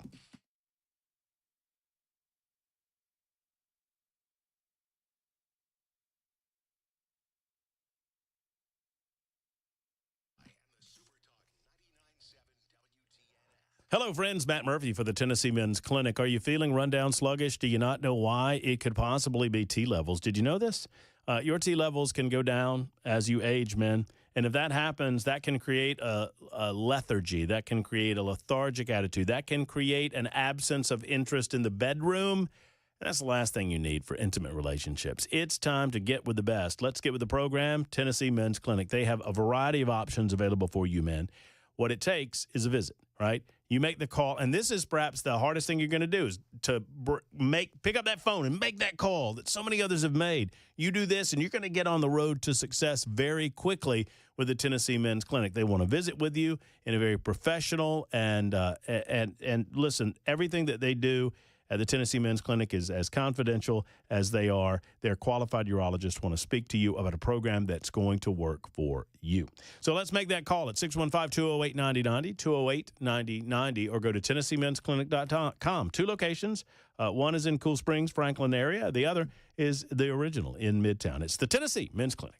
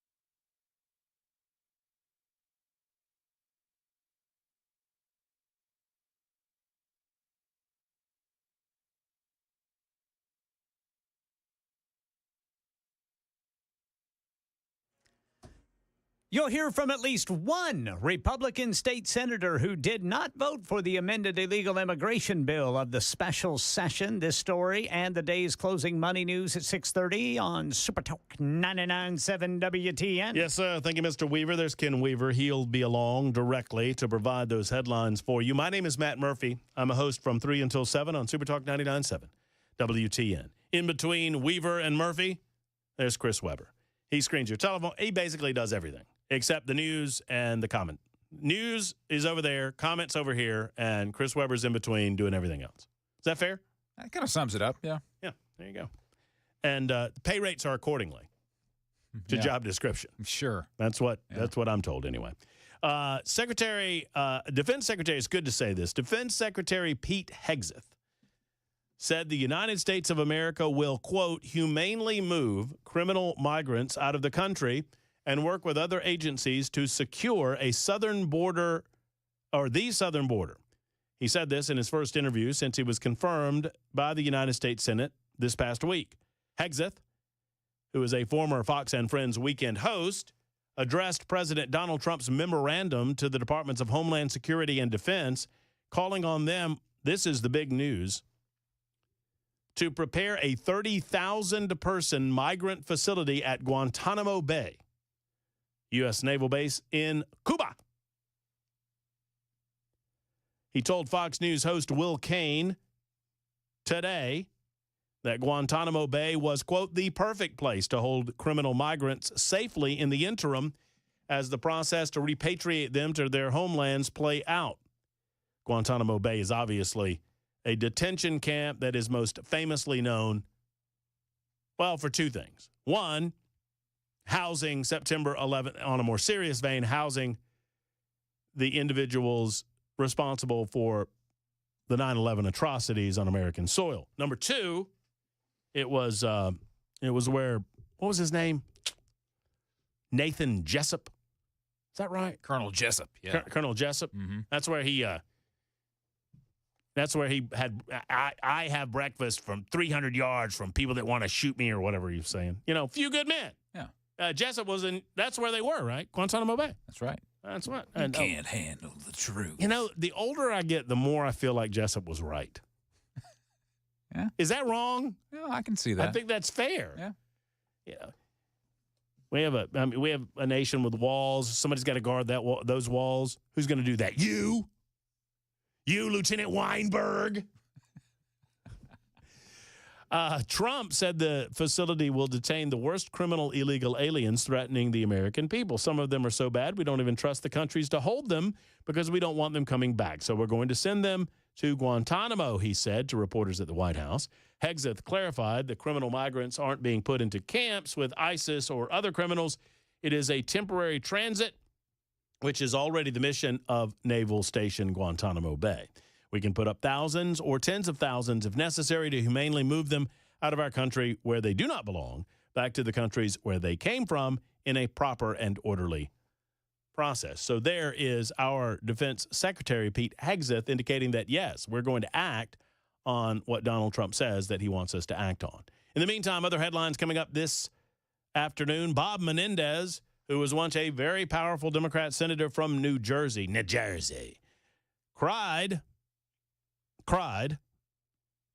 wept as he begged for mercy. I'm just reading from the news story.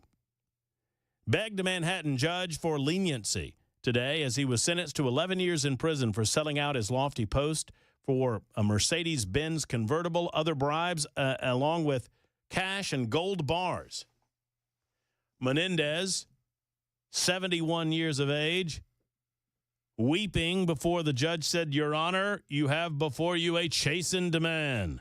I've dedicated my entire life to the service of others." Bravo, Sierra. That's not true. He said, dabbing his eyes with a tissue, "I am far from a perfect man, but I believe in my half-century of public service I have done more good than bad." The waterworks came before the Manhattan judge in this case. Judge Sidney Stein handed the sentence to the three-term Democrat who resigned in disgrace after a jury found him guilty of taking hundreds of He had gold bars in his house. He had like all this cash and gold. in exchange for protecting and enriching businessmen and foreign governments. The former head of the Senate Foreign... this is really the outcome that we should see with many in the Biden family. Sadly, we will not, because Joe Biden understood that sometimes justice is, in fact, blind, and sometimes justice comes to get you. And so he preemptively pardoned all of those. You know what he didn't do, though? He didn't pardon himself. Joe Biden didn't. That's interesting. Agents who raided the Menendez Inglewood Cliffs house in June of 2022 found 13 gold bars worth $150,000 tucked inside of a bedroom safe and nearly $500,000 in cash. Must be nice on a senator's salary. It's time for the news on Super Talk 99.7 WGN.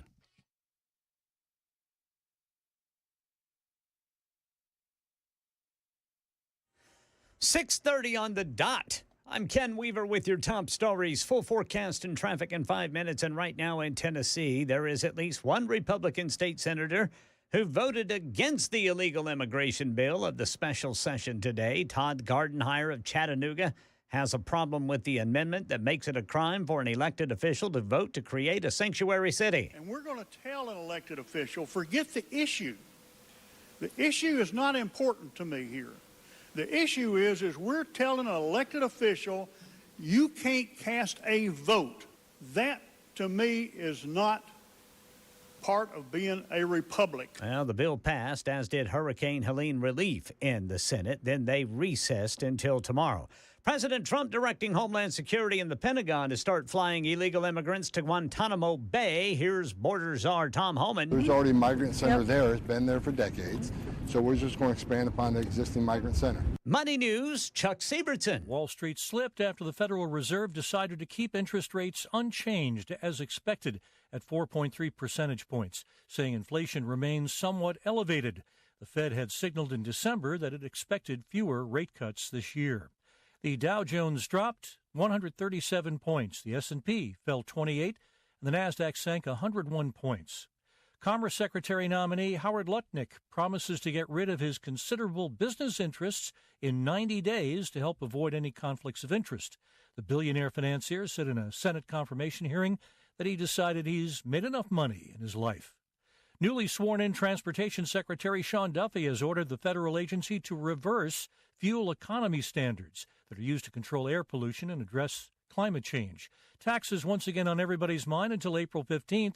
The IRS says an electronic return will get you a refund in less than 21 days. That's the latest news. Traffic and weather next. I'm Ken Weaver, WTN News.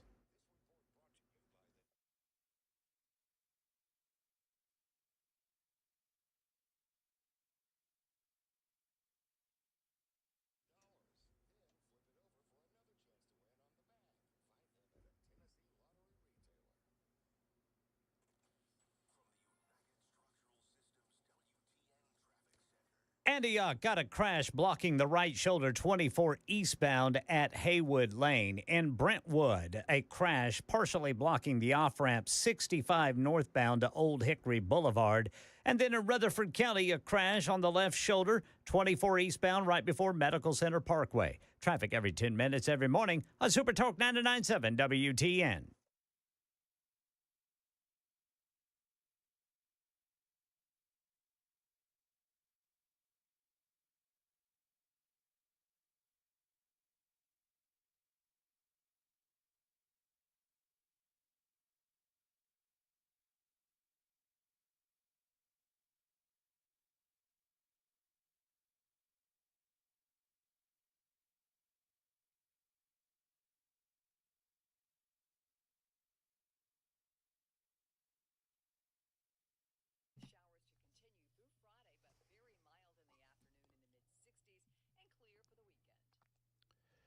Hey, friends, it's Matt Murphy, and I want to update you on some exciting news that I've been talking about for a couple of months from Brentwood Hearing Center. You know Brentwood Hearing Center by now. They are your local audiologist. They are your respected a company that's been around for over 3 decades that can help you hear better.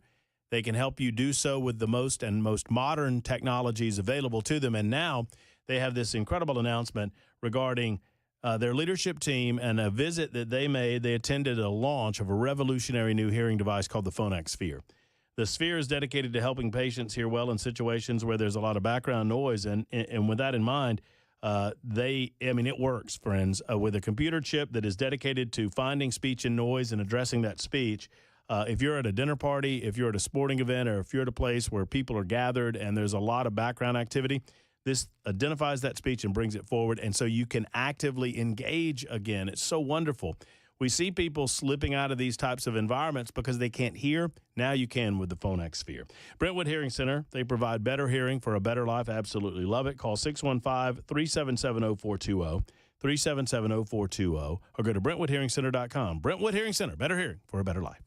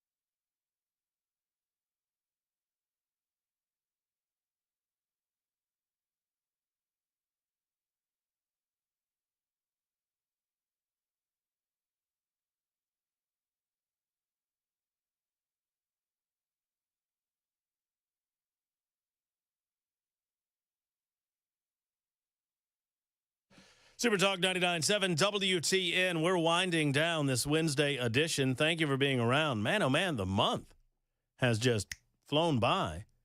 Before you know it, we're in the shortest month. Hey, say the shortest month, Weber. February. Right? February. Yeah. Dadgummit, now I can't do it. February. Speaking of that, I want to harken back. I want to do a little callback to something we were talking about earlier in the day. Okay. We were sent an article by an alert listener. I was actually provided this on my social media platform. If you find me at Matt Murphy Show on the X machine. That's at Matt Murphy Show. Follow me. I promise you'll get a chuckle or two if you do. And you can follow at Supertalk 99.7 WTN. Well, don't do that. At 997 WTN is the X handle for Supertalk 99.7. But this was provided me. It was originally published April 27, 2011. And the title of the article is How to Properly Pronounce Veterinarian. I'm going to mangle this as I do it, but I'm going to try. This is from a doctor of veterinary medicine, Justine Lee, who says, recently I was lecturing at a large national veterinary conference. After giving several hours of continuing medical education lectures, I overheard a veterinarian complaint that she didn't like the way that I had pronounced veterinarian. That's right, folks, the pronunciation. Complain about the scientific content of my lecture, but not the pronunciation, okay? I didn't have the heart to step in and tell my whiner that I had won the 2011 Small Animal Speaker of the Year Award for North American Veterinarian Conference, but hey, it's an embarrassment that veterinarian professionals out there seem to get three major things wrong about their profession. Of course, I will now expose myself for a complete grammar snob in the process, but I think it's important for us to know these three pet peeves. She goes into two other pet peeves: misspellings in medical records apparently they don't teach the vet school grads how to spell very well, and so they misspell things like pus. Yeah, they spell it with one S for some reason, as in pus-filled. Or they misspell vomiting. They put an extra T in it. No extra T in the vomiting. Strange. They also mispronounce Lyme disease. Apparently it's a problem in veterinary services to call it Lyme's disease. It is not Lyme's disease. It is Lyme disease. And then there's the pronunciation of the word. Even veterinarians, and I'm saying it that way on purpose, pronounce this wrong. Dude, it's your profession. So let's learn how to say it properly. This all stems from my first day at and see, I think that's the problem is I can say veterinarian. I can't say veterinary. It's a little bit more difficult. But what this person is saying is that the pronunciation is properly pronounced veterinarian. Veterinarian. No. I'm sorry. It's not veterinarian. Oh, It is veterinarian. Veterinarian. Veterinarian. Veterinarian. Veterinarian. Oh, there it is. Well, how about that? Veterinarian. Wow, that answers that. Is that Dr. Lee? No. No, that's I don't just a think so. rando lady that's pronouncing veterinarian. Veterinarian.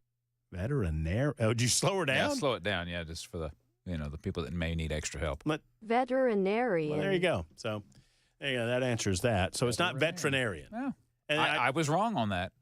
Look, I'm not casting aspersion. I just a loyal listener offered us this article as some sort of relief point with regard to the pronunciation of veterinarian. Veterinarian. Is it just me? I might dive into this a little more in depth tonight and report back to you tomorrow. I am accused by my liberal friends, or some in libertarian circles, and I consider myself a friend of the libertarians. I do not consider myself a member of the Libertarian Party, but I believe in that philosophy of government, which states that government serves best, that serves only when absolutely necessary and least. That said, I'm a friend of the libertarians. But y'all give me holy hell for agreeing with Donald Trump on every front. But I'm about to suggest to you that I have a concern with one of Donald Trump's policy proposals in his new term as president of the United States. And it's not going to sit well with many of you. But here we go. No tax on tips. Can y'all explain to me how this works? Because maybe I have an oversimplistic view of this and I'm not quite getting it. But I'm not entirely sure how this is going to work. Now, it's a great campaign slogan.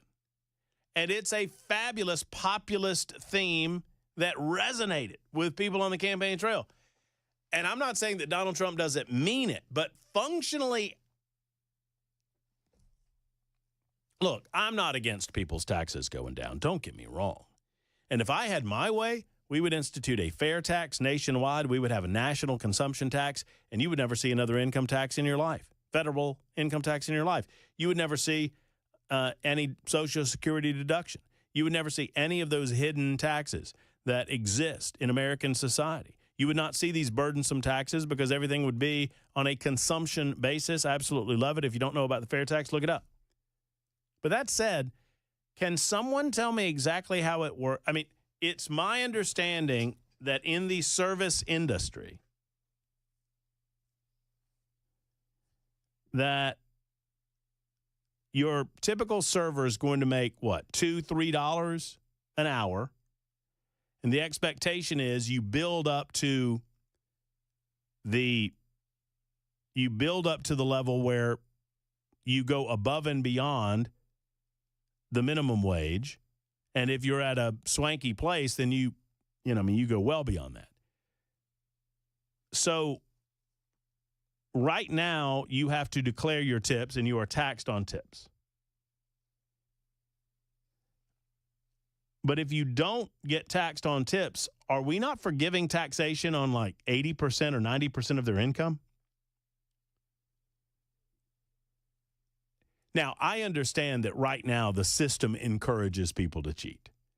and it's a little bit more difficult to cheat nowadays. And this is part of the problem, right? If you were a server back in the day, let's say you were a server at a pretty nice place, and you know, you made, let's say you're serving at a really swanky restaurant, and you make $50,000 a year. Well, you're not. If you're getting tipped in cash, come on.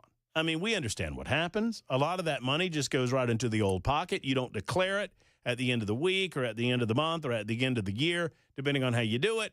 And, you know, you're not being taxed on those tips anyway. But nowadays, most people tip. I mean, I will have cash on me occasionally, but I don't think to use cash for my restaurant purposes, and I certainly don't use cash to tip. So now when those tips go on the credit card, there's documentation of those tips, and they go against what current tax rates are.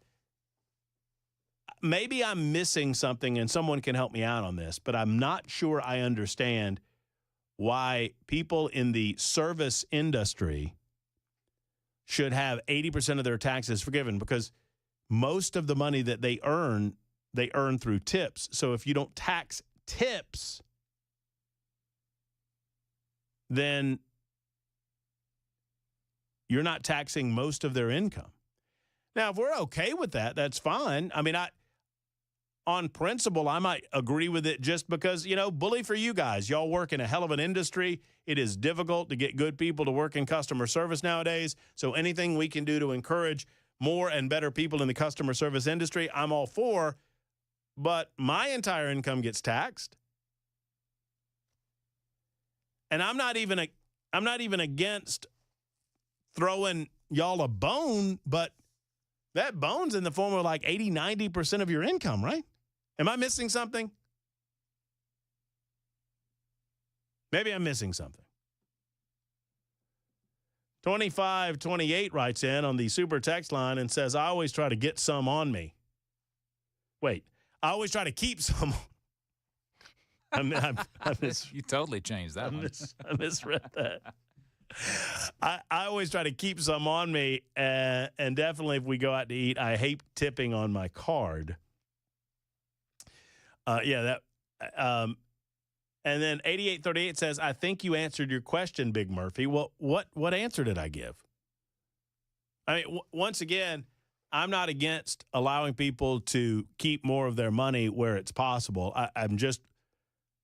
We're not just talking about a small portion of their income. We're talking about most of their income. So what we are suggesting is that 85% of a server's in.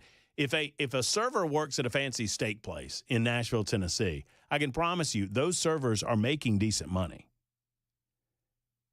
Depending on your definition of decent money, we can talk, $75,000, $80,000 a year in some circumstances.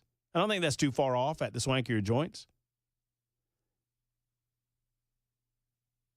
We're okay with all that being forgiven? What about Steve and Dan? Hello, Steve and Dan. Hey, Matt, it's Steve. My lady tables for years. What everyone forgets is that, and I did fine dining, you're charged, the waitress or waiter is charged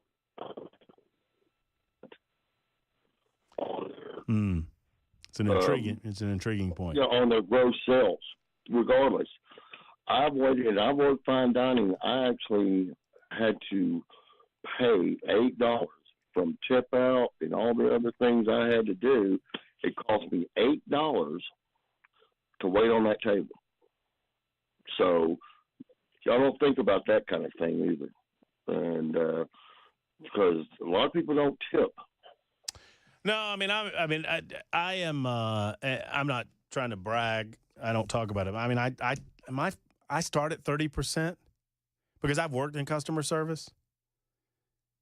So you have to disappoint me greatly to go below that. I mean, I go above and beyond because I feel like I try to tip extra for the people that are jerks. I try to tip extra for the people that aren't going to tip you the appropriate amount. And so I'm like around 25 or 30%. Really 30%. And then we see where it goes from there. because I like to make people's day too. You know, if you have the ability to make somebody's day, you should make their day. If you're at a Waffle House and your check's $10, leave $20 on the table and see what happens. You know what? You're paying it forward because that server is going to do a better job for the next person that comes along because of that tip, because it made them happy. It's a slightly different subject. I don't know. It's one that I need to delve into a little bit further, and we'll get into it at a later time. Very curious your thoughts on it. Super text line is open, 615-737-9986. One more segment to go, and we'll call it an evening on Super Talk.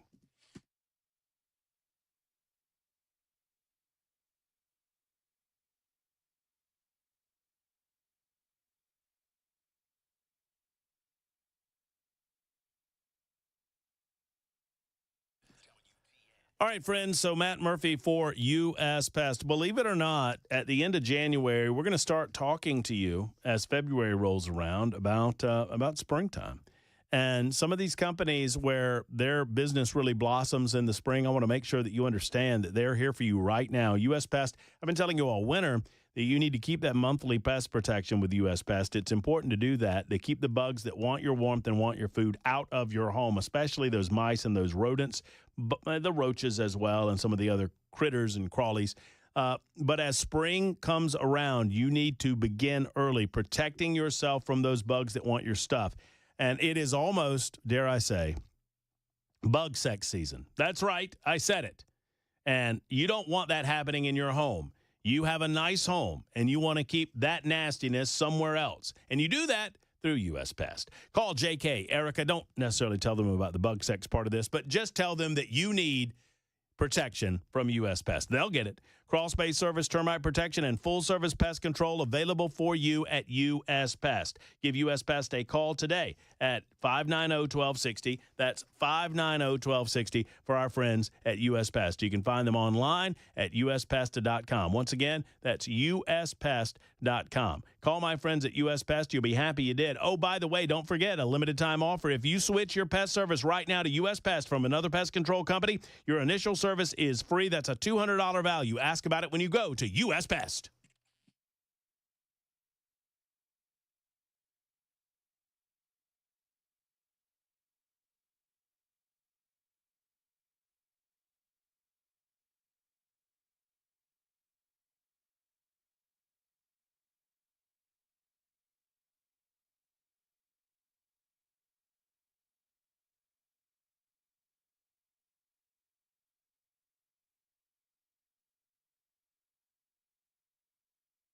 Hey, what's up, guys? It's Matt Murphy in the middle of downtown Franklin, Tennessee. We've talked so much about Savory Spice. I thought, why not show you the place? So let's go on in and see what's popping at Savory Spice. As I've always said, you will smell the spices even before you walk in. I can smell them right here in the doorway. Come on in, and let's introduce you to the one and only Holly, who is the owner and proprietor of Savory Spice. Say hey, Holly. Hello, everyone. Now, enough about Holly. Let's talk about Spice and Easy products like the incredible taco soup, which, as I said, you put this in a crock pot, you put all the ingredients that it tells you to buy right there, you put the spices in, and it's so easy. So if you don't know what you're doing around the kitchen, it's a perfect way to find your way around the kitchen, as is the Mediterranean dill risotto. Now, for the holidays, pumpkin pie spice. What doesn't it have, Holly? Pumpkin. Doesn't have any pumpkin in it. That's a fun fact for all of you kids out there. Now, if you stop by Savory Spice, either in the Franklin location or at L&L Market, you can get yourself a sample of the dill dip, which is my absolute favorite. Just tell them Matt Murphy sent you to Savory Spice with purchase now. So come by Franklin or L&L Market in Nashville and come see Holly and the entire crew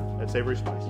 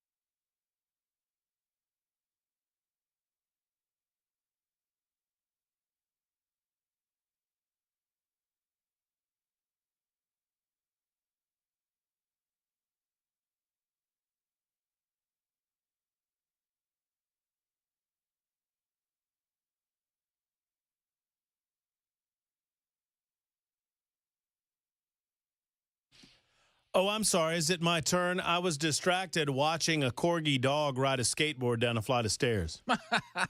Wow. That's why I have the internet, people. Here, if you don't believe me, here, watch. If you're watching on Super Talk TV, you're going to get a bonus right here. There it is. Corgi dog. Wow, look at him. See that? See that little guy? Oh, another set. Yeah, that's impressive. Yeah, he goes all the way down. He gets to the bottom there, and he kind of turns around. He's kind of looking what's going on with his master there. This is the highbrow entertainment that I engage in order to get ready for this radio show right here. And he's still going. Look, he's still going. Yeah, he's got it going on. Oh yeah. He pushed himself. Oh, he's kicking too. He kicked. He got a little go going. Anyway, that's what I got the internet for right there. That demonstrates to me that the 21st century is not a complete and absolute waste of time. I'll say what is a complete and absolute waste of time. Are you familiar with the Doomsday Clock? Oh, of course, yeah. You know the Doomsday Clock? Mm-hmm, I think Doomsday Clock, oh boy. It's ticking. It's ticking. Not to be confused with the 60 Minutes clock. I mean, that Doomsday Clock, we're about at zero. You know what happens when we get to zero or midnight? Bad things. Kablooey. Yeah. Kablooey. So the Doomsday Clock was started sometime in the 1960s, and it was an attempt to demonstrate to the world how close we were to nuclear disaster. Well, the Doomsday Clock was reset to 89 seconds to midnight, the closest it has ever been to global catastrophe. To which I said on the social media platform X, the Doomsday Clock has never, not once, been not full of crap. That's a double negative, proof positive that it's full of crap. Community Notes noted the Doomsday Clock, saying the Doomsday Clock is not based on any objective metrics and is inconsistent in its readings. It's not a reliable indicator of global catastrophe or disaster. I love Community Notes. Oh, boy. We'll do this again in about 20 hours. I hope you get some R&R. Mark Levin comes up next. It's a Thursday edition tomorrow, and we crank it up with Dan Anderson, Nashville's Morning News on Super Talk 99.7 WTN. So long, everybody.